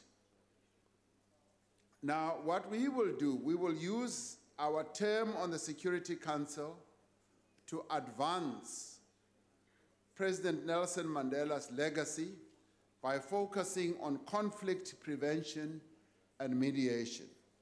We will seek to bring together divergent perspectives and also seek to resolve impasses which undermine the ability of the Security Council to act where needed. A number of countries are looking forward to South Africa's tenure on the Security Council because they expect that we will be bringing in wide experience in the matters of conflict resolution and prevention. So this, they believe, will stand the Council in good stead. And our presence on the Council presents an opportunity to work with other African countries that are serving on the Council, particularly Equatorial Guinea and Cote d'Ivoire, to promote peace and stability on the continent. Now, South Africa will build on its own experience in conflict resolution, as well as mediation, and work closely with permanent and elected members to fulfill the Council's mandate of maintaining international peace and security. In addition to country-specific conflict situations, serving on the Council will also provide us with an opportunity to place emphasis on the importance of women in peace and security operations. We will emphasize the need to work within and through multilateral institutions to advance post-conflict reconstruction and development and to promote the peaceful resolution of conflicts. The current global environment is characterized by various threats to international peace and security, continued poverty and underdevelopment, the displacement of populations as well. Because most of these challenges are transnational in nature, they require collective action, which is what we will be advocating. Even the most powerful states should not achieve security nor maintain prosperity and health for their people by acting unilaterally or in isolation on their own. South Africa will continue to advocate multilateralism as a key aspect of international relations, and that collective action is required at all times to mitigate the risks of global development, governance, and security. Now, we obviously advocate and support a rules-based international system that fosters greater interdependence and mutual cooperation in the way in which we can successfully address conflicts and difficulties that many countries have. So we see the Security Council as the main body that is mandated with the responsibility to maintain international peace and security. So South Africa will therefore use its position on the UN Security Council to collectively work with others to promote a more equitable and a more inclusive global order which promotes peace and security for all in the world. Thank you, Madam Speaker. The Honorable Björkman. Thank you, Madam Speaker. Thank you for the response, Honorable President. In a statement after your recent talks with the German Chancellor, Ms. Angela Merkel, both South Africa and Germany indicated that they will work closely at the Security Council of the UN to ensure that the Security Council contributes meaningfully to resolve important questions on international peace and security. Now, Mr. President, more than 60% of the issues currently on the agenda of the Security Council is from the continent of Africa. How do you see can we collaborate with our fellow African Union members on the Council, but also the members of the BRICS countries and the G20 on the Security Council to promote an agenda of international peace and security that promotes inclusivity and multilateralism rather than unilateralism? I thank you. The Honorable, the President. Thank you, Honorable Speaker. We are fortunate in that we belong to the BRICS club, if you like. We also are part of the African Union and will be collaborating with 2 other countries on the UN Security Council. And the orientation of these 3 entities is very similar to ours, where we will be working together to cooperate and collaborate on promoting peace and security, not only on the African continent, but also in the world. At the BRICS level, during the BRICS summit that was held here, we were very clear collectively as the 5 countries in declaring that we believe in multilateralism and that we are irrevocably interdependent as countries, but more importantly, that countries in the world should consider themselves being interdependent. And the same obtains for the African Union. And as we work with other African countries, that's what we will be promoting. Clearly, at the G20 level, and particularly at the summit that is going to be held in Argentina in the next 2 or 3 weeks, we will be taking that message forward to promote a perspective that says that we need to act in a multilateral manner, and there should be no country that will act on a unilateral basis on its own to try and have an overbearing influence in the world.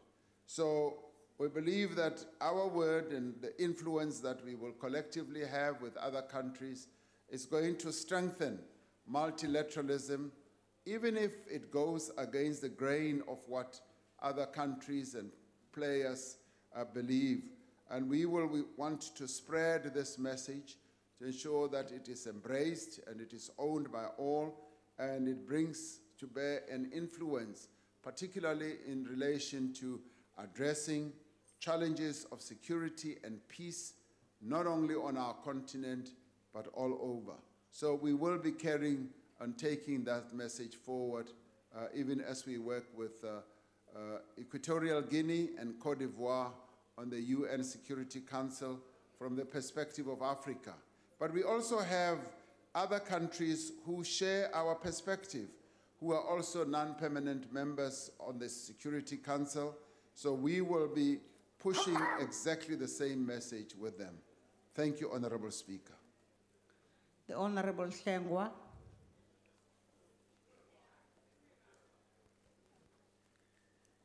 Thank you very much, Honorable Speaker. Mr. President, as South Africa joins the UN Security Council, as we've said for the 3rd time, one of the globally unresolved questions is that of Israel and Palestine.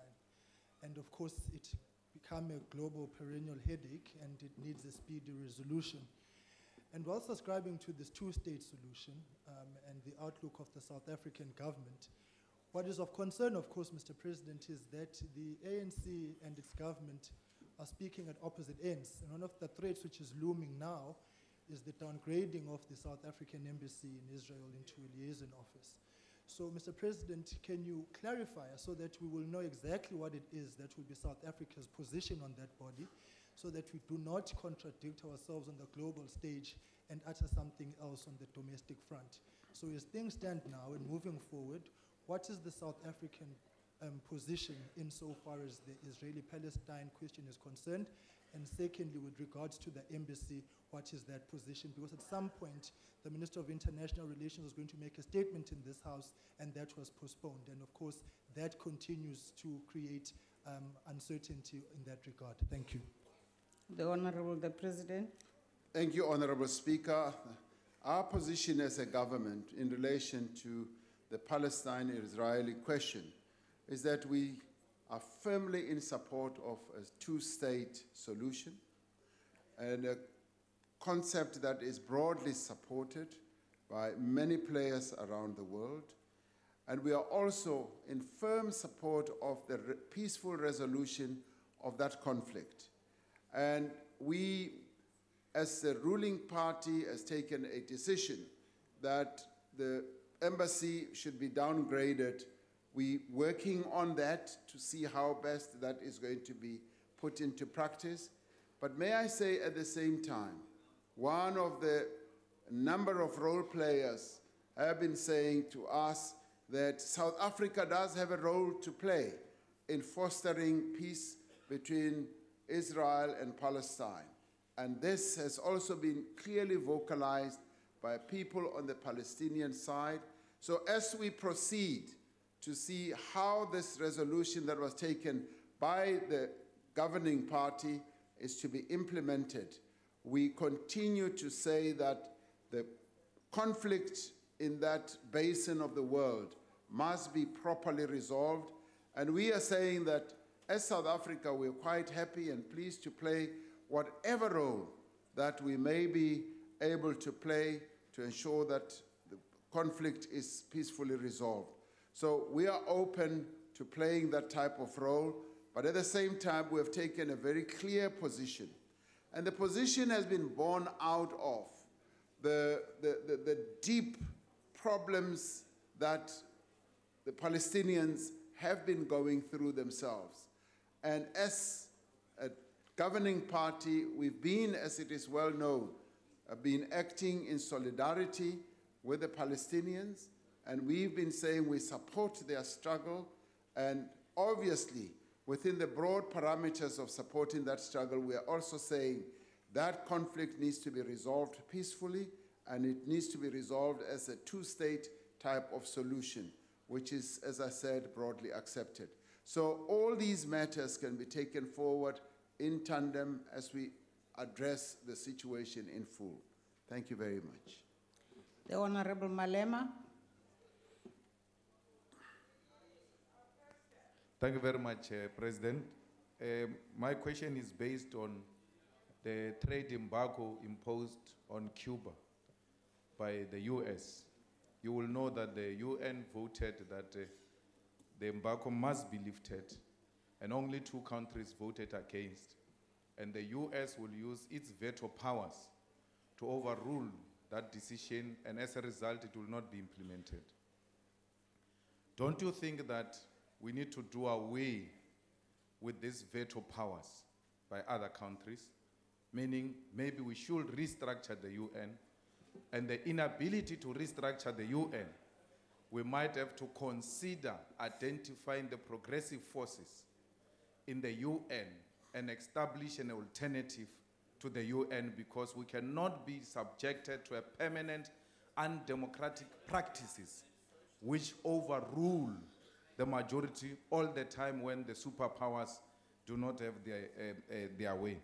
The other thing, President, is that don't you think we should maximize our trade? Sadly, your time has Cuba? expired, Honorable Malema. An establishment of solidarity fund, maybe with Cuba like the Nigerians did. Don't say sit down, you never ask questions. Even your children know that you are useless, you don't ask questions. Order, Honorable Speaker. Honorable Speaker, point of order. Who's raising a point of order? Honorable Speaker, in terms of the laughter. Oh, okay. Thank you. In terms of Rule 142, other than the time that the honourable member had exhausted, but also that the follow-up question should be restricted or limited to 1 question. Yes, that's but true. however, Honourable Speaker, I would also like you to rule, if it's parliamentary, for the honourable member to say, we must shut up, we never ask questions. Is it really? We are useless, like he said. Hansard can then confirm the exact word. Thank you. Honorable Malema shouldn't say another honorable member must shut up because he never asks questions. No, Speaker, they were saying I must shut up. Oh. You ruled that I must sit down, and I continued. And then someone said, shut up. And I said, in answering that person, don't say Ubani because it's not you. Okay, take a seat So I answered, maybe someone from the gallery there.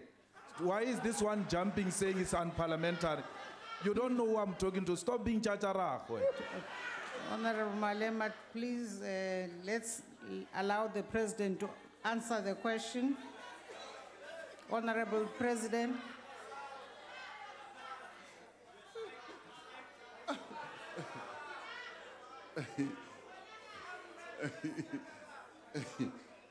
Order, Honorable. Madam Speaker. Madam Speaker. Honorable God, please sit down. The member there who's being called to order is also doing this gesture of pinky to us here. Please just take a seat. Honorable President. Honorable Speaker. Honorable Speaker. I'm here. Honorable Speaker, I'm here. I'm sitting here listening to the president, and people are talking about my name.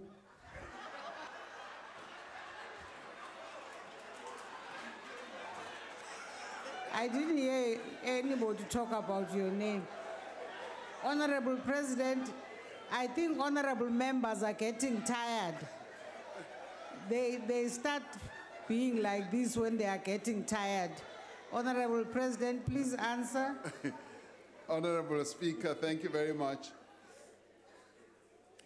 Clearly, the issue of the embargo against Cuba is a matter of concern to all of us, and we continue to be dismayed that instead of having the embargo lifted, there's one country that continues to insist that that embargo should continue, whilst the people of Cuba continue to suffer. So we are in full support that the embargo should be lifted, and it should be done with immediate effect. In relation to the United Nations itself, we are on the side of those who say that, and we advocate this, that the United Nations Security Council should be reformed. We need reforms because we cannot have a situation from the inception of the United Nations in the 40s where only 5 countries in the whole world have a veto on decisions that need to be taken. And Honorable Malema, we are continuing to put that message across, and we are actually getting a lot of support from around the world, as particularly from the African point of view. None of our countries on this huge continent that represents well over 1 billion people is represented on the UN Security Council. And we think that is gross unfairness which is imposed on the people of Africa, that we are not able to participate in the highest decision-making echelon of the United Nations. Honorable Malema, before we even veer into the direction of saying set up another entity, which we don't support because we believe that the United Nations is the one body that has the capability, it has the gravitas, it enjoys the confidence of people around the world. It is that body that we must reform. I think we should not try and set up other bodies, another body which in the end will just be a faction or a splinter group. Let us work inside the United Nations, reform the United Nations. Our message is gaining traction.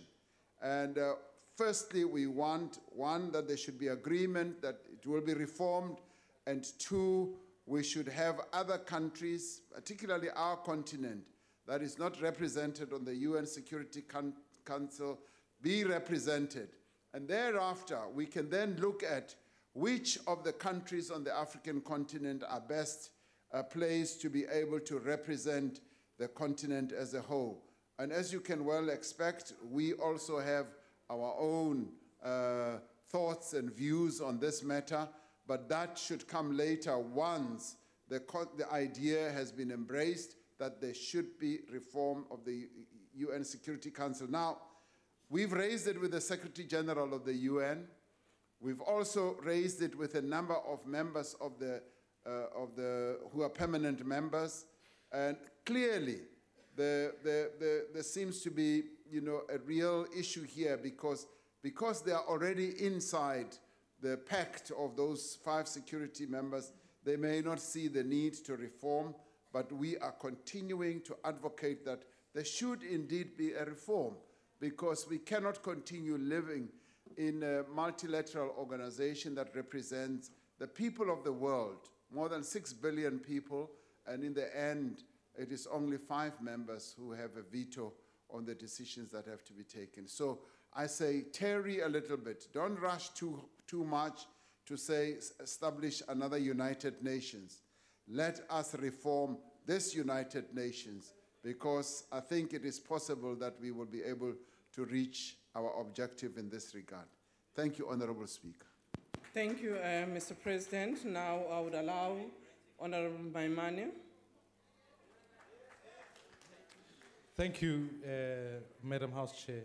Mr. President, I recently hosted 2 MPs from Venezuela. And Venezuela as a nation is stuck in a plague where, in fact, it's about collapse. It's described as a failed state. These MPs are exiled from their country of their birth, mainly because Venezuela adopted very radical populist ideas.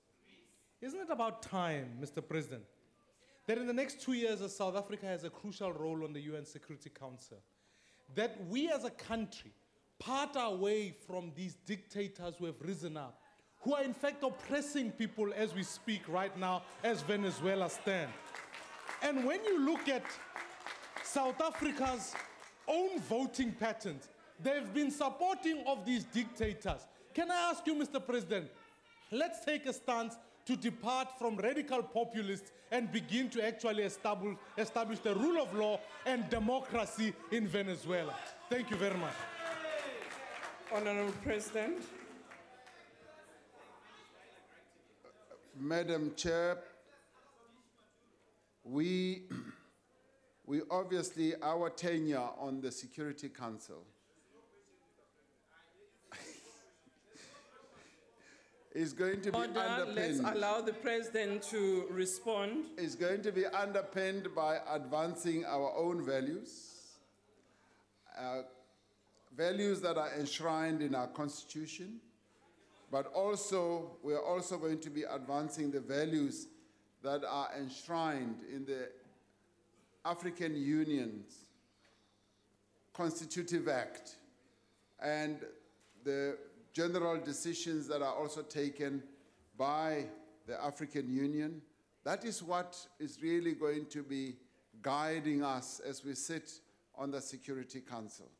And obviously we will seek to be acting in the interests of the people of the world. What advances their interests is what will be prominent in our minds. Now, Mr. Maimane, we are not in the business of saying, you we will not associate with, you we will associate with, you we don't love, you we love, and all that. We act on a principled basis and not act on the basis that you are trying to box us into. We are an organization that is principled, and that is what we are going to be taking to the United Nations. Thank you very much. Order, honorable members. Thank you, President. We now move to question 24, which has been asked by Honorable Reverend K.R.J. Mishwe. President. Honorable Chair, House Chair, as I indicated in the National Council of Provinces in September, there are no specific conditions that, with regard to the loan that Eskom received from the China Development Bank. The loan is guaranteed by government under the existing government guarantee framework agreement. No amendment or conditions were written into the government guarantee framework for the purpose of this loan. As I said, and as I indicated in the NCOP, no Eskom assets have been used as security for the loan, and the China Development Bank is not entitled to any direct or indirect ownership of Eskom assets. The same conditions that are applicable on all government guarantee facilities are applicable to the China Development Bank facility. I thank you. Thank you, President. Honorable Mishra.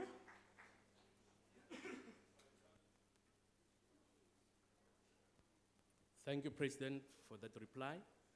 While you have assured the nation, even today, that no Eskom asset was used as guarantee of the loan, what the President did not mention is what would happen if Eskom does fail to observe its obligations and the default on the repayments. Now, my question, Mr. President, is, looking at Eskom's track record, they have failed on a number of occasions. So what will happen if Eskom does default?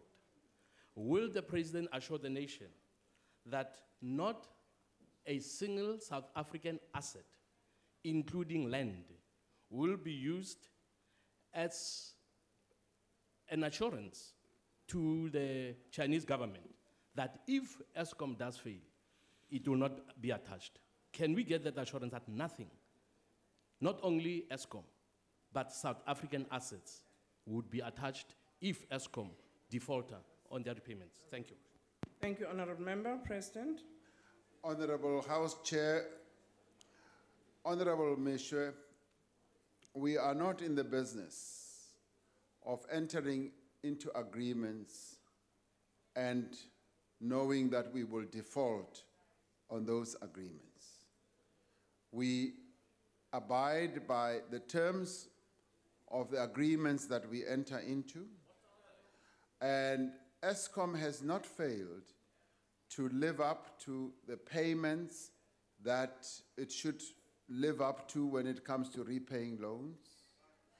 And we do not intend to have Eskom in the end defaulting on the agreements that it has entered into. And I have specifically said, if you listened very carefully, Reverend, that as we entered into this loan, there is no security in the form of assets, a portion of Eskom, indirectly or directly, that has been offered as security.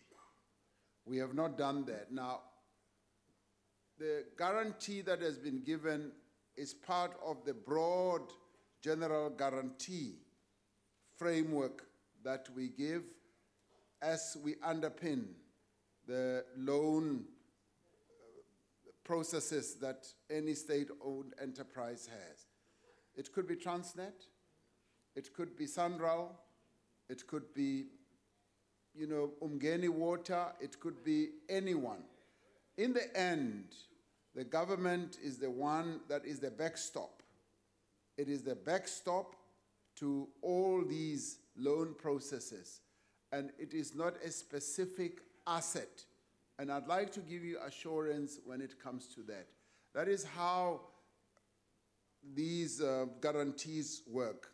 A general government guarantee framework agreement works in that way. It is a broad pot of guarantees that is given by government, because in the end, it is the sovereign, it is the government in the end that is seen as the backstop. And we don't give specific assets. We don't even give, people, we don't even give land, we don't even give vehicles or anything as a guarantee, because in the end, for the loan providers, that is worthless. That is worthless. What is more worthy for them is the government guarantee. It is the sovereign guarantee that people place more emphasis on.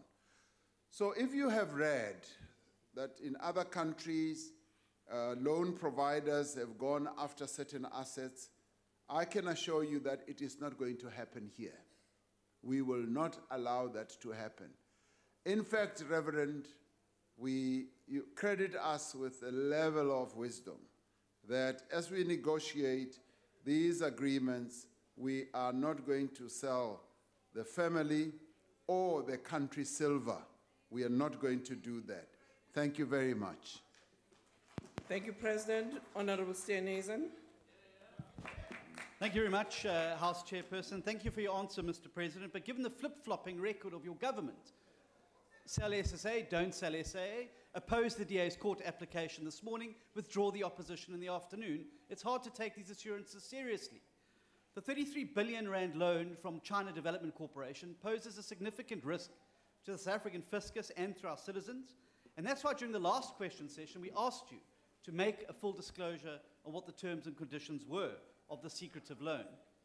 After Eskom, through our PIA, initially refused to grant this request, they then gave us some information, but left out all the important information that would need to show transparency and accountability here. Now, this tactic is only all too familiar.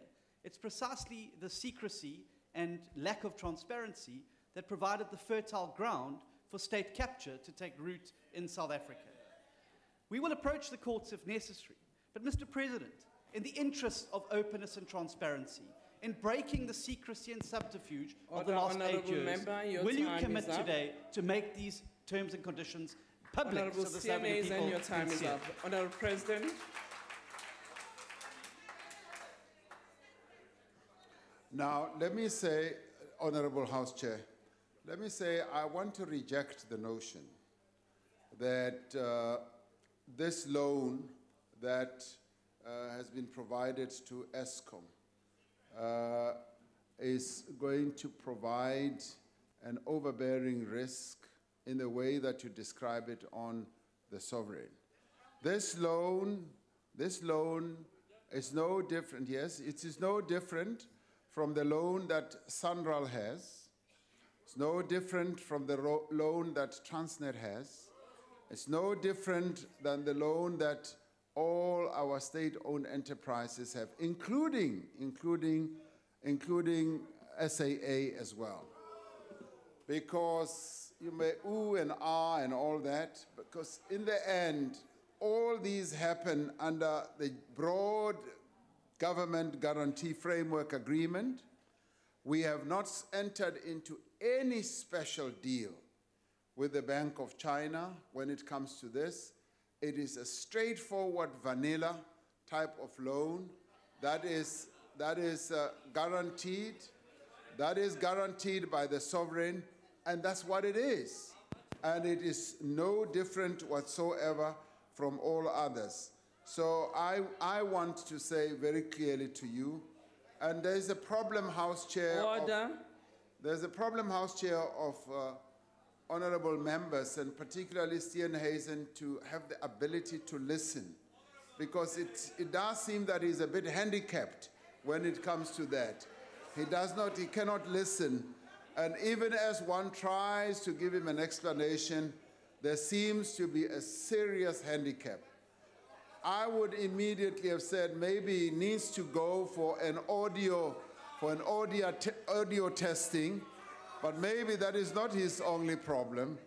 There is a deeper problem, which maybe we need to have some analysts to look into, because he's not listening, and maybe it's a problem of properly assimilating the information that he is given. So I think we have a problem with Honorable Steenhuisen.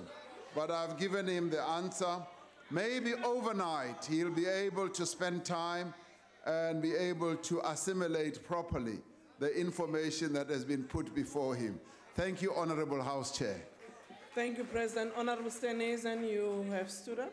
Madam Speaker, Madam House Chair, I'm very glad that the President is very concerned about my health. Is it a point of order? Yes, it is a Point of order. Because you cannot cast Point of aspersions. order, Comrade Honorable Togo. Josie. Why is he rising? On which rule? Honorable On which rule? Can you have consistency, Honorable Chair? To quote, don't be intimidated by anyone. Don't be intimidated by anyone.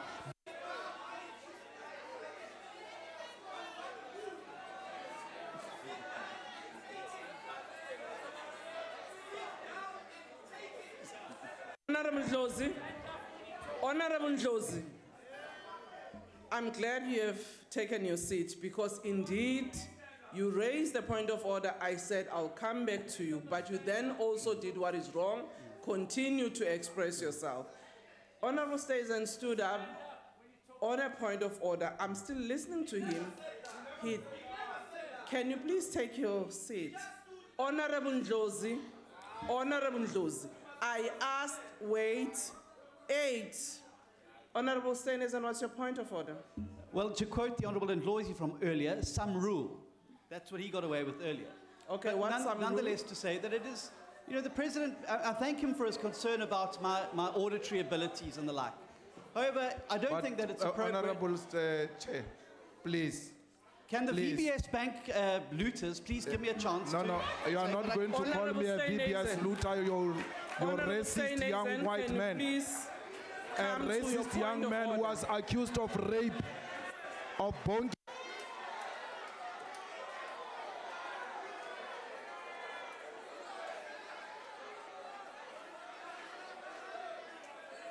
Order, honorable members. Honorable members.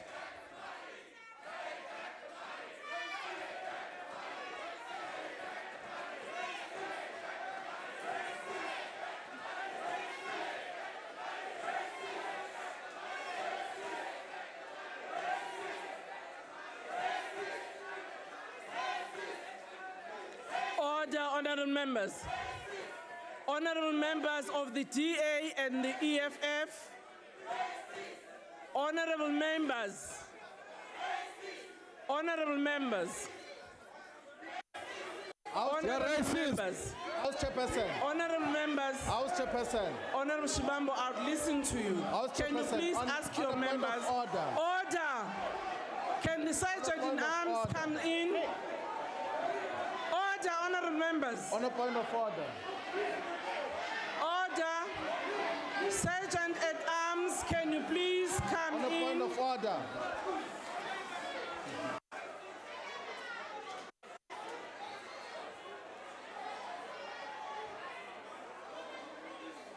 Order, honorable members.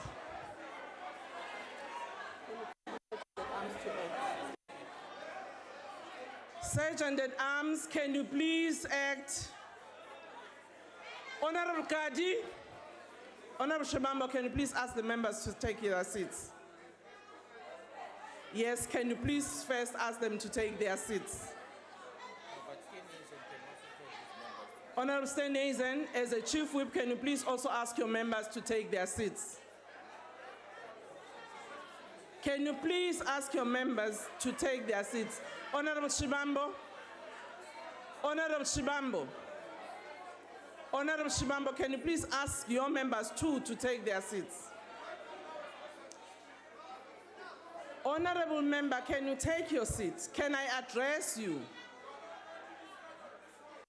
Honorable members, can you take your seats?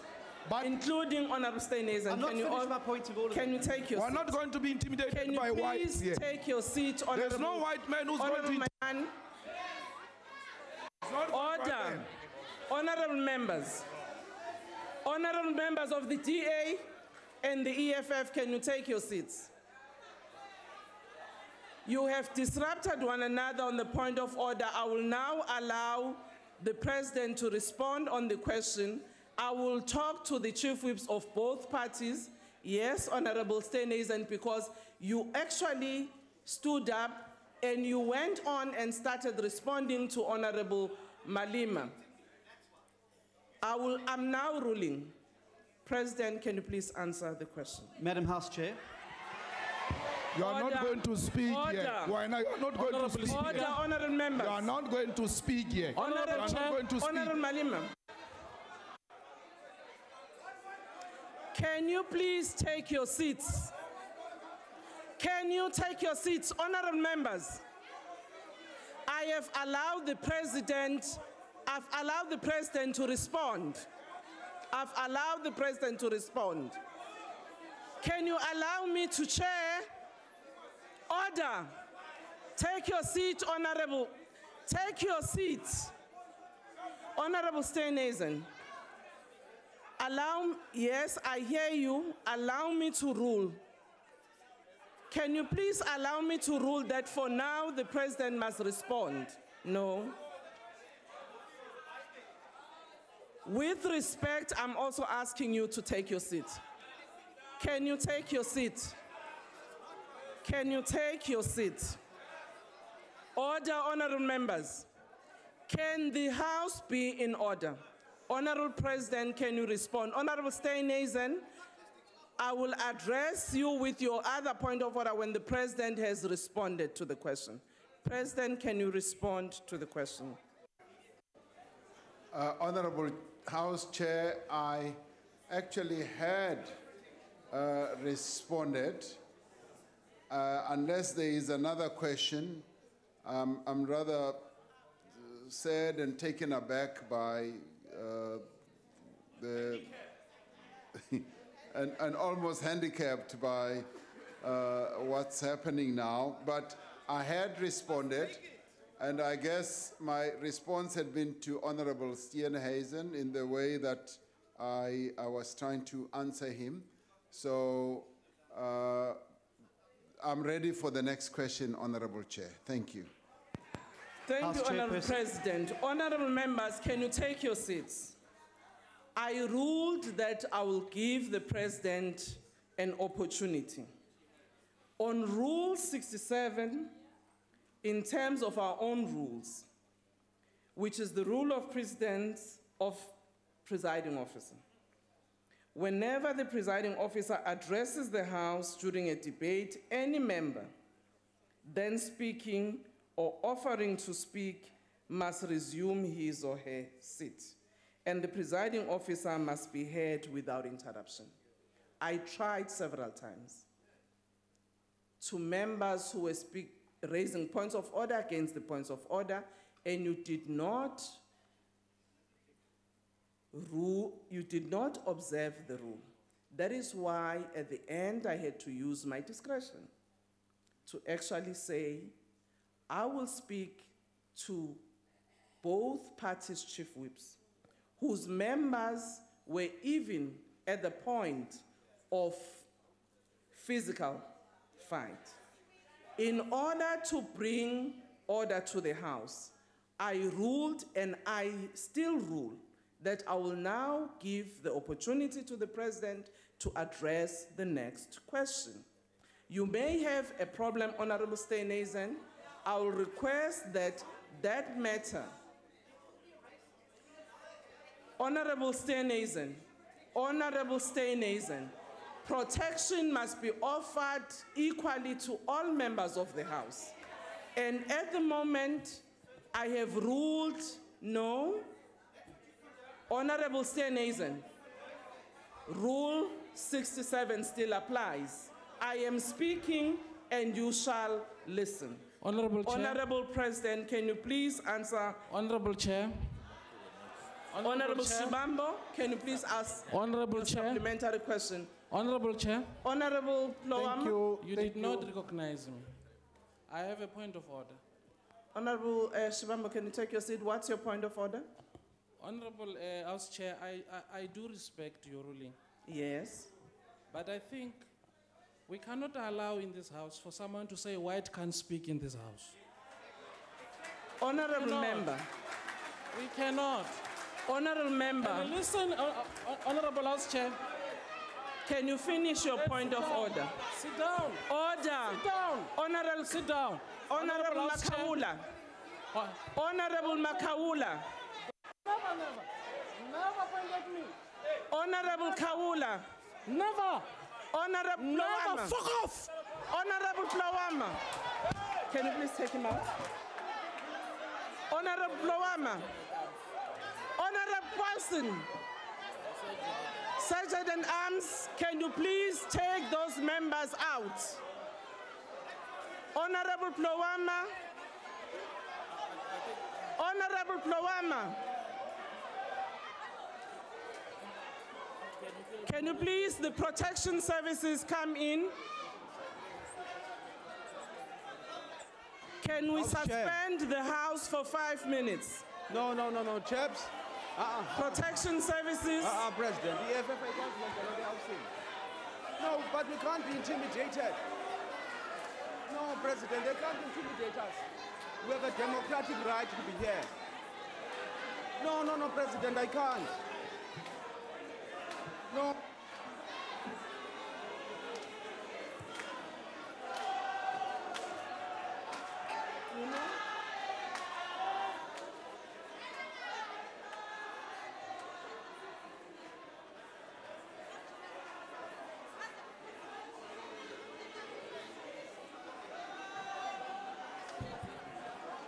The problem is that Pinky.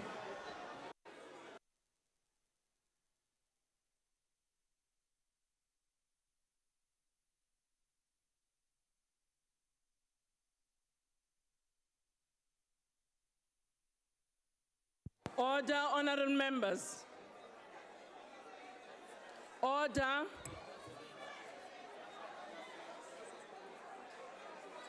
Order, honorable members. I've suspended the House for 5 minutes so that we can deal with the matters on the floor.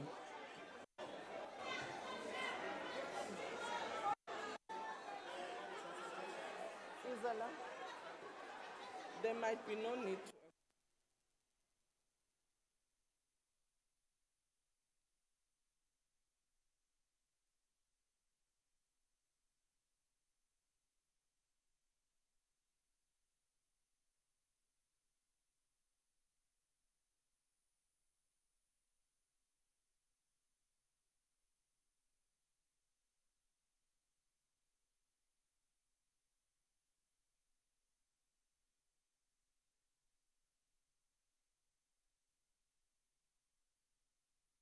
Order, honorable members. Order.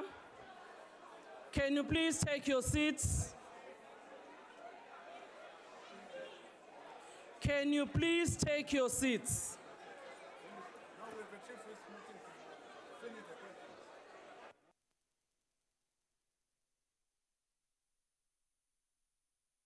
Order, honorable members. Order, can you please take your seats? I have requested that the chief whips, they have a meeting tomorrow to address one of the matters of conduct on the floor. Honorable Plowama was not yet done with the point of order, on which none of you do not know how I was going to rule. I have then asked him to leave the House because he allowed himself and another member to engage on a scuffle. Order, honorable members. Order. Order, honorable members. Honorable Plowama insulted. I was listening and I was on the floor. Order, honorable member. I then asked the Sergeant at Arms to take both. Honorable Paulson, can you please leave the House? Can you please leave the House? Honorable Paulson, can you please leave the House? Those two members, I will report to the Speaker so that their matter is dealt with in terms of their conduct. Honorable Nkwankwa, what's your point of order? What's your point of order? What's your point of order? Right to make their points here. Whether we agree with them or not, they should be allowed to make those points. Kawama was busy making his point, and so is Tianheisen, by the way. We can't allow ourselves to be intimidated. People must allow us to express our views. When we're done, they can stand up and make their points. Order, thank you very much. Can you take your seat? Honorable Nkwankwa, I correctly agree with you. However, all members in the House, those who ask the point of order and those who are seated, none of all of us have the right to then continue the scuffle and make disparaging comments and insult one another. In the earlier debate, that's why I had to rule so that the House can proceed. And I said, if any member has a problem, there are protocols on how we raise the problems on the ruling of the chair. And I was just informing all of you in this House that I've taken a decision to suspend those two members of the House out. I'm now proceeding with the question. Honorable Stenhazen, what's your point of order? Rule 85. It's Rule 85, House Chairperson. Yes. The Honourable Malema very clearly called me a racist and a effing white boy and a whole lot of other epithets. Those are unparliamentary. It is never parliamentary to call another member of this House racist. No, you called me names before. Order. You called me names before. Order. You called me names can you before. take your seat? Why did you call me a VBS Can you take your looter? seats? Honorable Malema, can you take your seat? I would ask that he's asked to withdraw those comments. They are unparliamentary and have no place in this parliament. Order. Honorable member. Honorable members, can you allow the chair to run the House? There are issues I raised earlier, Honorable Stenhazen. There are disparaging remarks you raised. I'm not saying racist is a point of order. I mean, it's not a point. I will protect all members of the House. And I will make my ruling tomorrow on both your statement and Honorable Malima's statement. I will. Thank you very much. Honorable Shibambo, it's now your Thank you very much, opportunity. House Chair. You know, Samora Machel used to say that if you are applauded by white people, you must know something is wrong with you. So those who have been applauded by white people here, they must know that there's something wrong with them. But I want to talk about public debt, President. That South Africa's debt to GDP ratio is now approaching 60%. And by all forms of measure and predictions, South Africa's economy will not grow by more than 2% in the next 3 years. That's a fact of the matter. In the entire medium-term expenditure framework, like in the 3 years budget allocations, the biggest expenditure item will be debt services, followed by education, health, and other things. So like servicing debt services, meaning that we're going to be expending like more than 200 billion rands dealing with that. We're talking about the China debt now in terms of what should happen. When the Minister of Finance was presenting the MTBPS, it didn't come out clear in terms of how do we deal with public debt. What is the most believable strategy to deal with huge public debt in South Africa? Because the economy is not growing and we're faced with the challenge of expenditure. Your time is up. Please respond to that. President. Honorable House Chair and Honorable Shibambu, clearly, as clearly articulated by the Minister of Finance, we are concerned about our debt profile, and particularly in relation to the debt service costs that imposes on us. The costs that we incur in servicing our debts are growing exponentially higher than all the other expenditure items on our budget. And the fact that we are now beginning to breach the 60% level is a matter of serious concern. Now, how are we going to address this? We obviously have to address this through the fiscal prudency that we've always spoken about. But in the end, we've got to spend within our limits, and that does not mean that we immediately go into austerity measures, but we've got to embark on priority expenditure type of solutions, which is what we are going to be looking at as we craft the next budget, because we just cannot continue seeing our debt growing at an alarming rate. So we will be coming up with solutions. We obviously want to generate more economic growth that will help to address this challenge that we face. But we are in a difficult situation, and the best way out is to spend more prudently and also to grow our economy. And there are a number of expenditure items that we need to look at, and which we are already beginning to communicate to all and sundry that we've got to watch and keep our eyes on that. But we will continue to manage our public finances in a much more prudent way.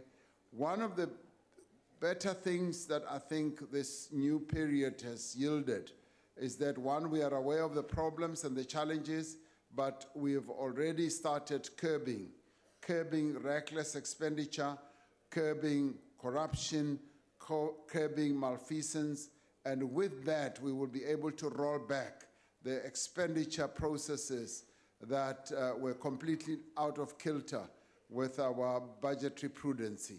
So we are on the way of doing precisely that, but we've got to repair quite a number of areas as we move forward. Thank you, House Chair. Thank you, President. Honorable Singh.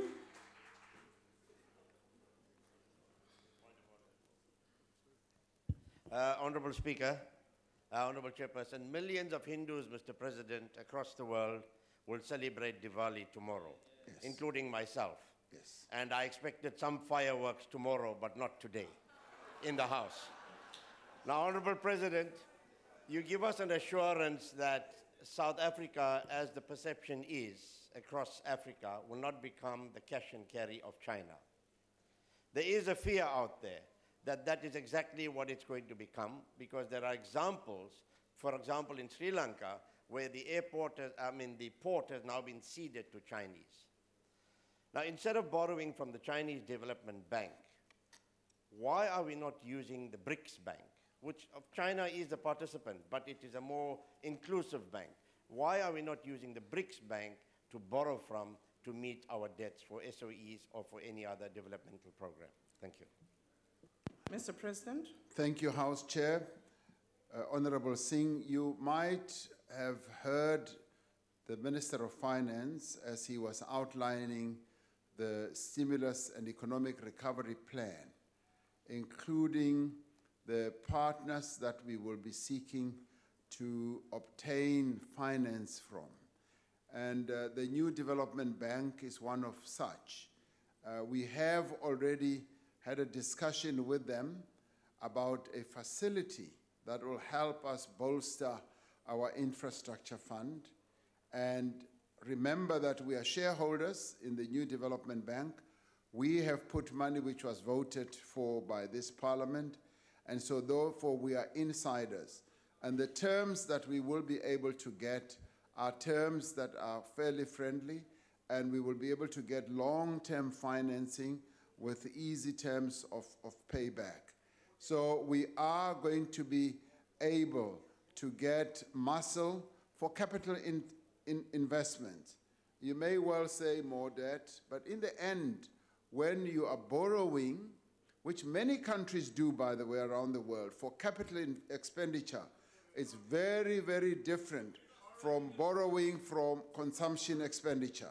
Now, what the new drive is all about is to focus on real investment, in capital investment, putting infrastructure on the ground, and investing in areas that are going to yield better returns for the people of our country.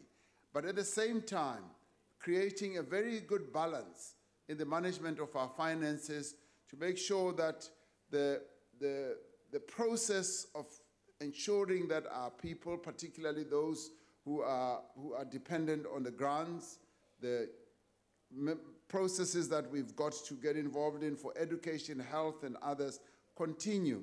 So we have to create a very good balance. But the new thrust that I'd like to communicate, Honorable Singh, is that, yes, we are going to be focusing more on capital expenditure, and we will be watching this scale that Honorable Shibambo spoke about not breaching in an overly manner the debt, the GDP debt ratio, because we need to keep that in check so that our servicing costs do not grow exponentially. So we have to create a very delicate balance, but at the same time invest so that our economy continues to grow.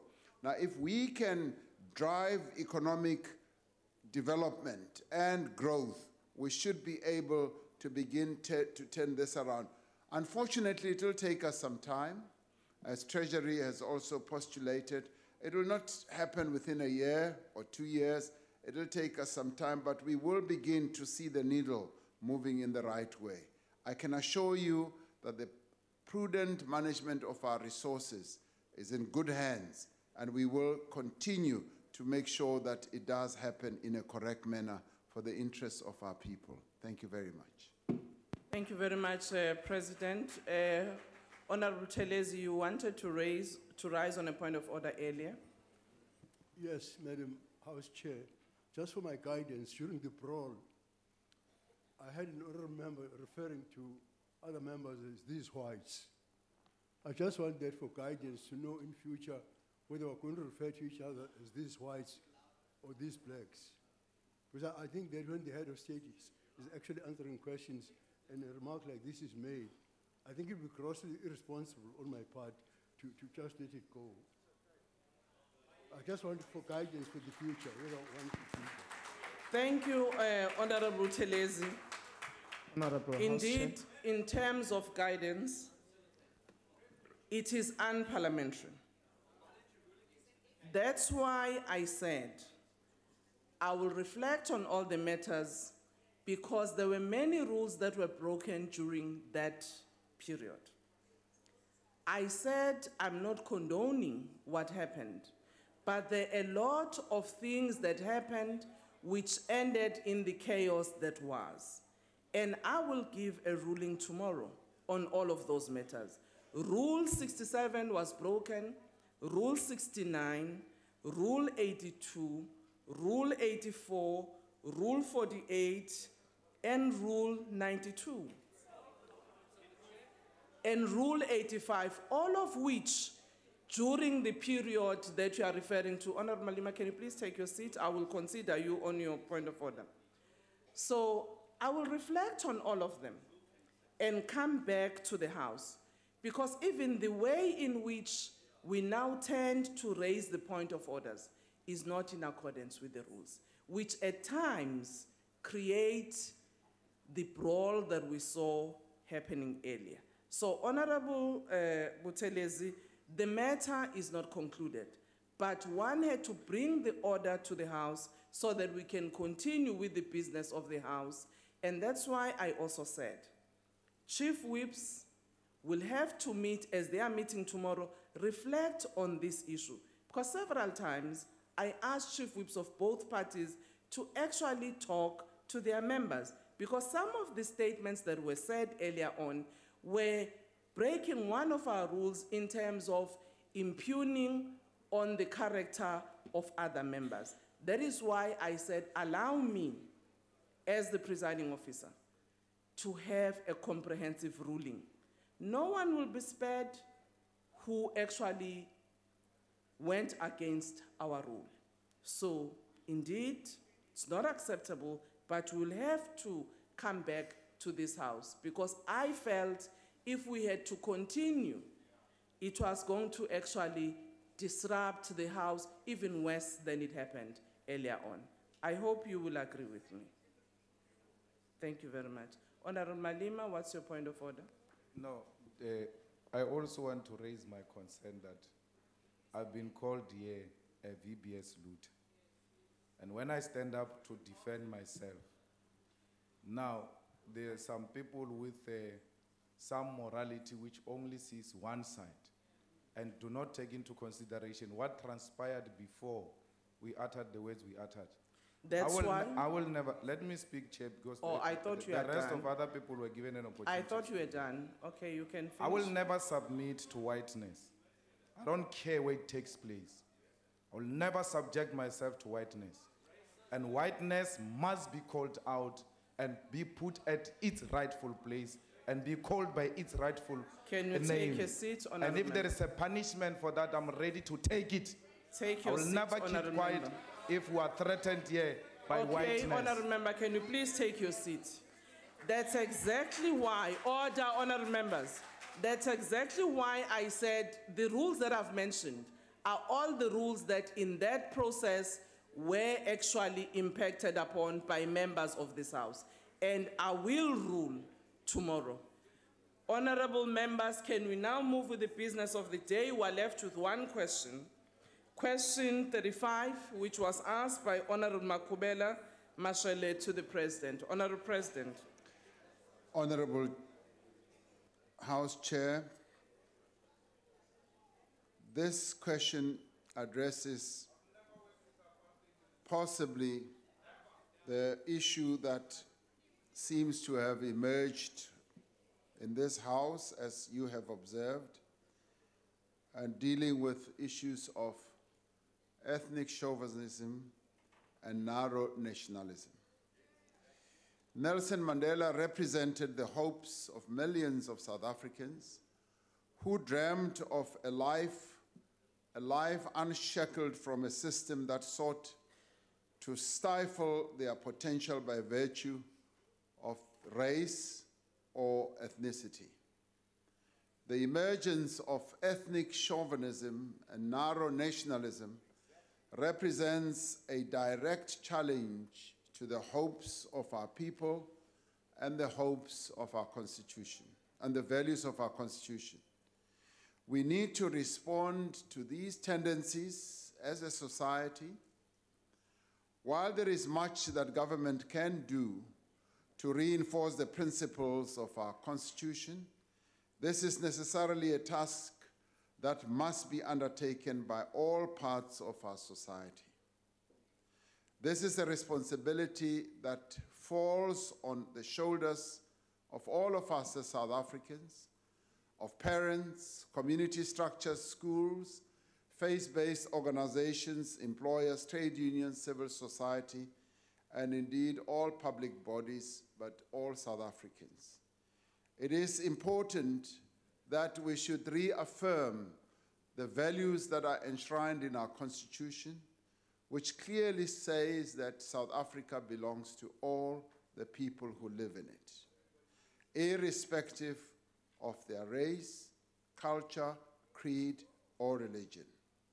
And for its part, government sees schools as a fundamental foundation for advancing social cohesion and nation building.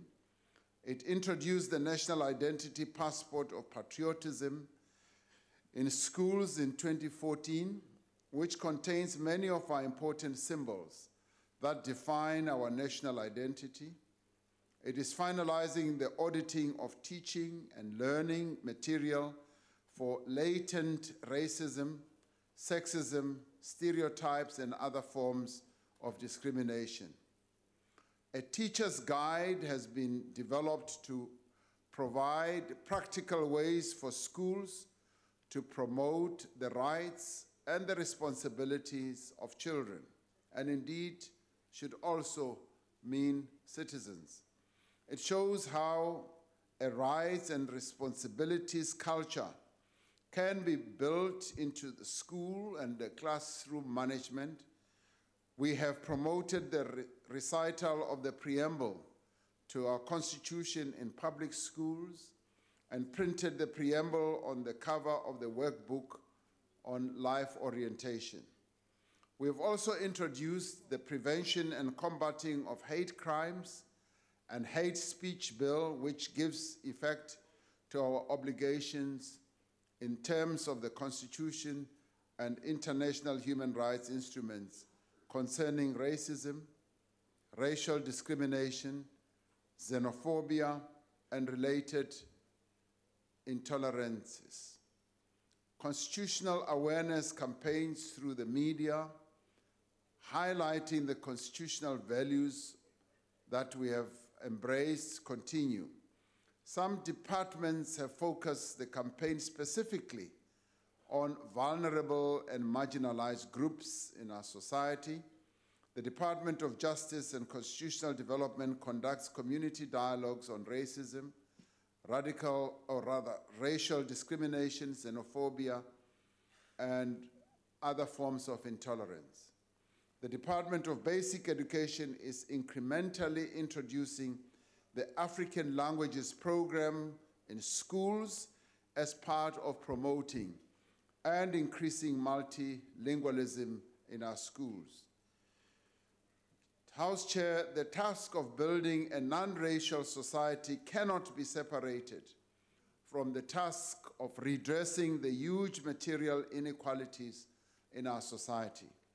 We therefore need to pursue all measures to combat racism, ethnic chauvinism, and narrow nationalism alongside a clear program to create jobs, to tackle poverty, and to transform the economy of our country. We all share a constitutional obligation to build a united, non-racial, non-sexist, and democratic society.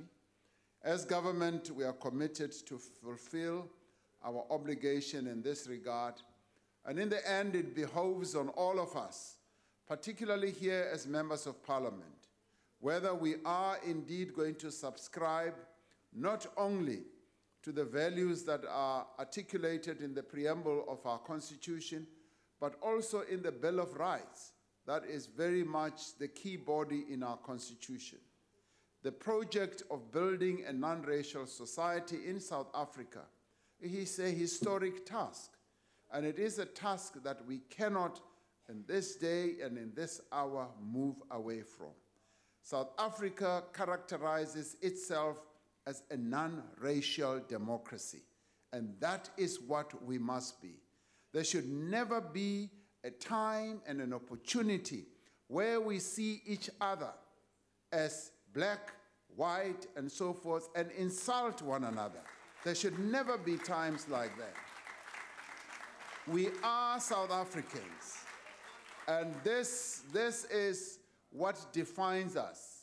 This is the key hallmark of what distinguishes us and separates us from many, many other peoples in the world. We are a nation that has been crafted from the crucible of oppression and racism and apartheid.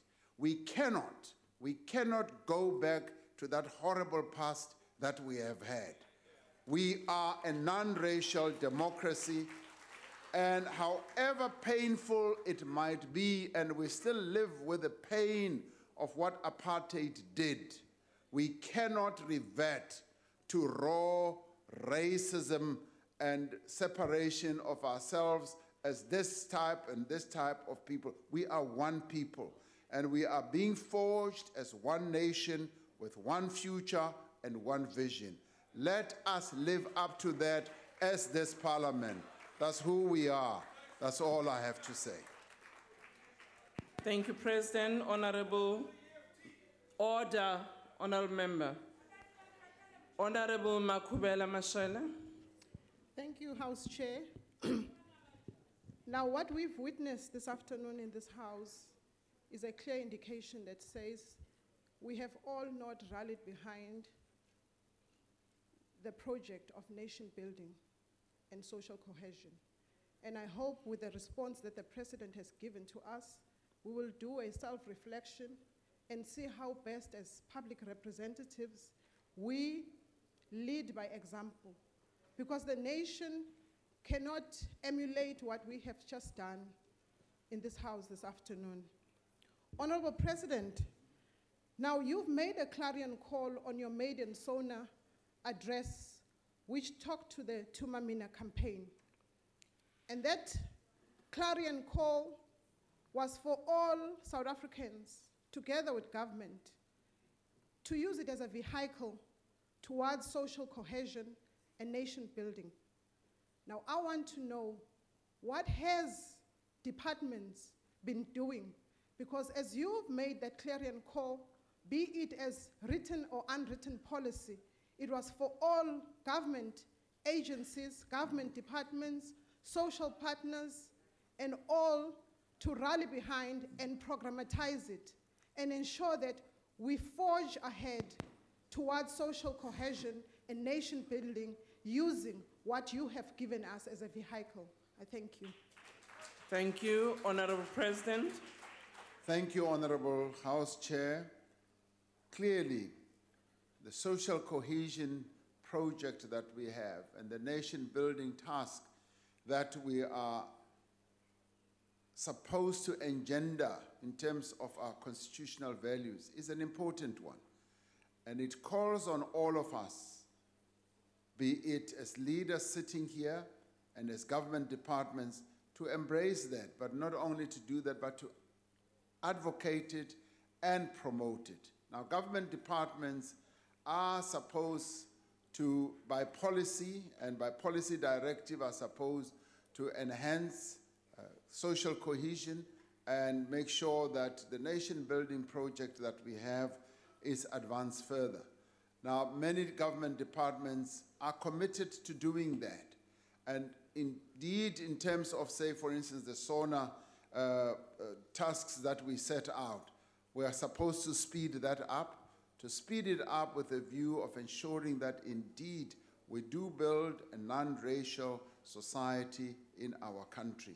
Now, various departments are rolling that out. You've already heard how the Department of Basic Education, for instance, has taken the lead in as far as ensuring that the education materials that it is putting out, promotion of our languages, ensuring that the preamble is recited every day in schools, is part of that whole process, and making sure that our children at that foundational level are taught about non-racialism and the importance of, for instance, our history, where we have come from.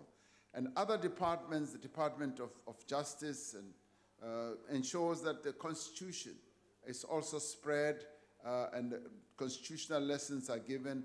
The department under Minister Mtetwa of Arts and Culture has printed all these documents and these pamphlets that promote the values of our Constitution and also ensures that our identity as a nation is prominently promoted so that everyone knows precisely who we are as South Africans, that we are a non-racial nation. Now, this is very important. It revolves around principle. I was in Germany recently, and I had a discussion with Chancellor Angela Merkel. And my reflection to her was, well, you seem to have really been firm on the issue of migration. And she said to me, she does compromise 10 or 20% on a whole number of issues. But on matters of principle, particularly on issues that have to do with solidarity with other people, migration being one of them, she said to me she is principled and she will remain firm. And similarly, on issues of non-racialism, we must all say we remain firm and we will not be moved, because it is a matter of principle, because it speaks to where we come from, it speaks to where we want to go.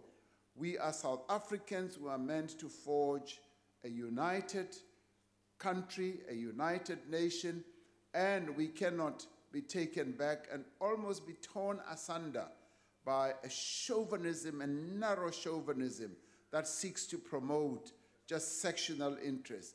We are South Africans united in our diversity, and it is our diversity that we must promote. It is our diversity that we must be grateful for, because it is this that makes us stronger as we deal with the legacy, the terrible legacy that we've had in the past. So I'm articulating this and saying this has to be a matter of great principle, and we should never compromise on this matter. Thank you. Thank you, President. Honorable Mulder.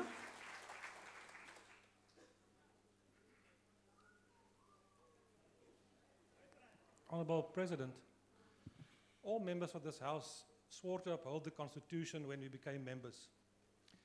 And one of the defining provisions of the Constitution we find in Chapter 1 that deals with the values enshrined in the Constitution. Section 1D deals with non-racialism. It seems perhaps that not all of us are devoted and committed to that oath that we took when we became members of this House. Now, Honorable Chairperson, the original question put to you identified ethnic chauvinism and narrow nationalism as the real threats to nation building, social cohesion. The point I wanted to make was that that's not the real threat. The real threat is blatant racism. And luckily or unluckily, today we saw exactly the example of what I was hoping to say. Blatant racism is rampant in South Africa, and we need to address that non-racialism. The question I would like to ask Honorable President is the following. One of the biggest disappointments for me is the Section 185 Commission, the Commission on the Promotion and Protection of the Rights of Linguistic, Cultural, and Religious Communities. That commission, as far as I'm concerned, have done everything but furthered and promoted the rights. Are your government prepared to look into the functioning and the original Act 2002 to improve that Honorable Act? Member, Thank you, sir. can you round up? Thank you. President. We continue, Honorable House Chair, we continue to have discussions precisely on that Act. And we've continued to talk to a number of people about it. And I'm also prepared, Honorable Mulder, to have further engagements with yourselves on it.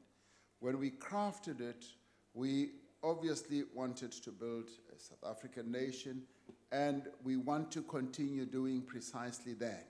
So I would like to invite you that, yes, let us continue our collaboration and our discussions in that regard, because we should be committed to ridding this country of racism, but we should also, much as you say, maybe that's not the real core of the question, we should also continue to rid our country of displays of ethnic chauvinism and a narrow nationalism, because that does not define us, that does not tell the whole world of what we are. So I'm prepared that we should continue the discussions around that act. Thank you very much. Thank you. Honorable Filtane.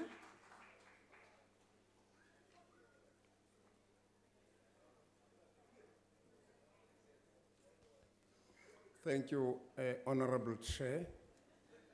It is very difficult to mix chalk and cheese. South Africa has a very disappointing Gini coefficient, which is influenced by sickening social disparities. We need a solvent to enhance social cohesion. Mandela was that product.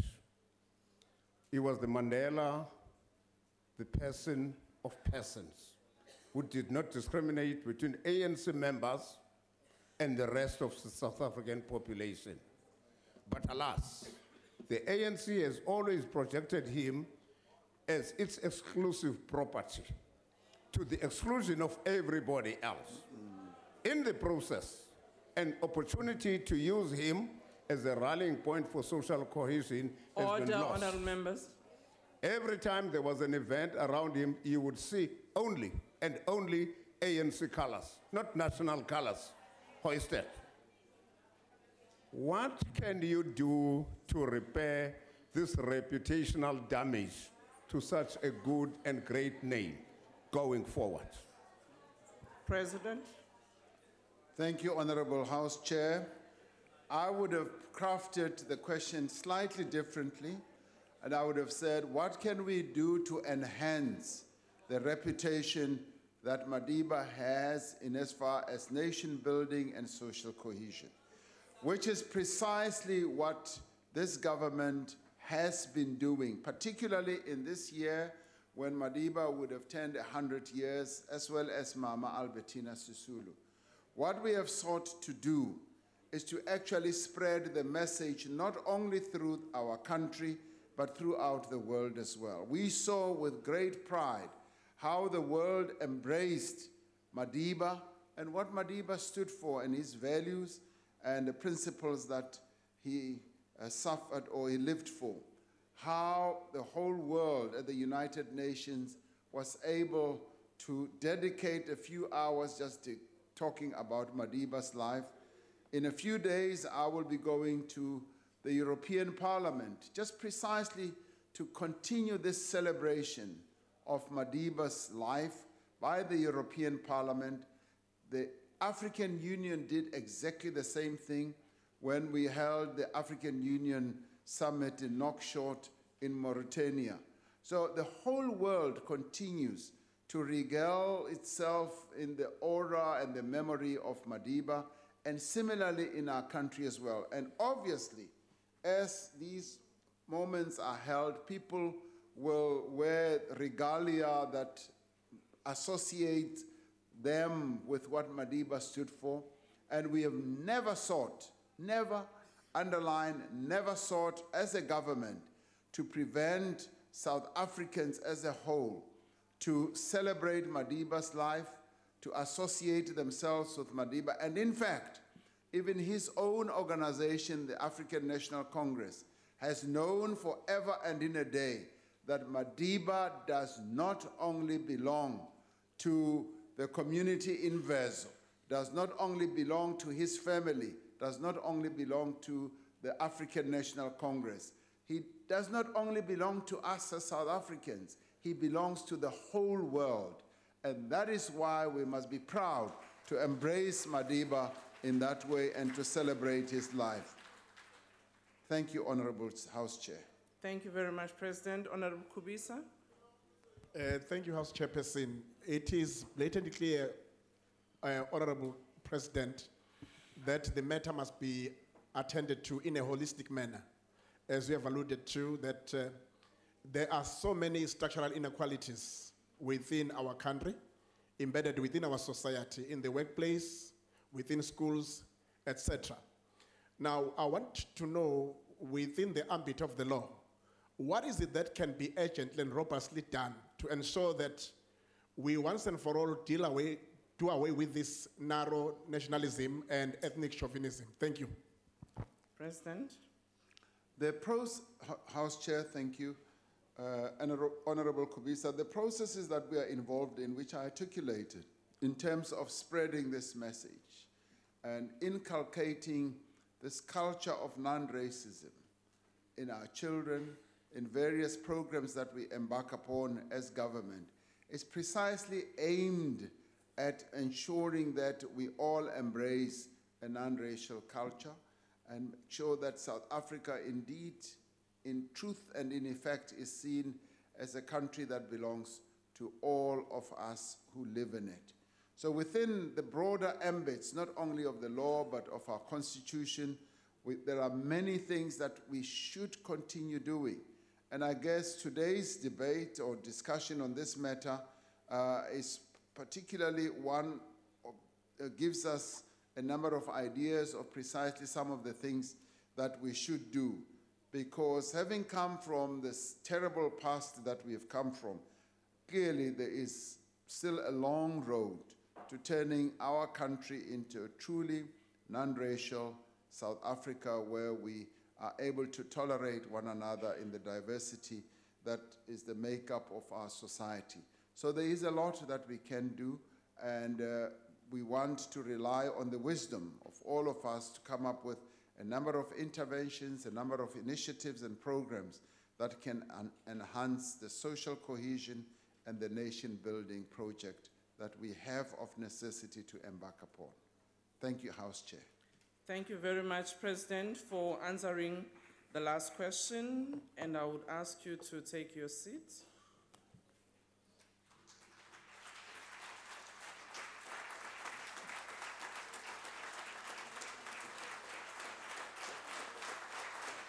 Thank you, President.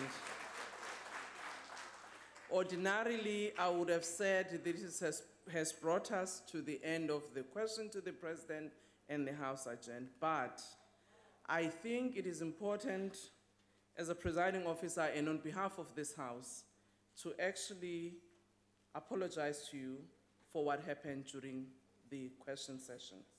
And also thank you for having been patient and allowed to continue with the question regardless of what has happened. And I'm sure in the last question, you spoke to some of the issues that happened here today. And I'd like to thank you for actually having honored us with the extension of time. I also want to indeed say to members, none of us can be proud about what happened in the House today. And I really think we should reflect a bit more, particularly the chief whips, on their role and what their responsibilities are on their members and on the House. That all of us as members should also relook at our rules and see how best we can implement them to the latter. Honorable members, I think we owe it to one another to be respectful, even though we may differ, but do so in a manner that respects the decorum of the House. I'd like to thank all of you, and indeed, Honorable Steenhuisen, I heard what you said. We will talk about it afterwards. Can the House adjourn for today? Thank you very much.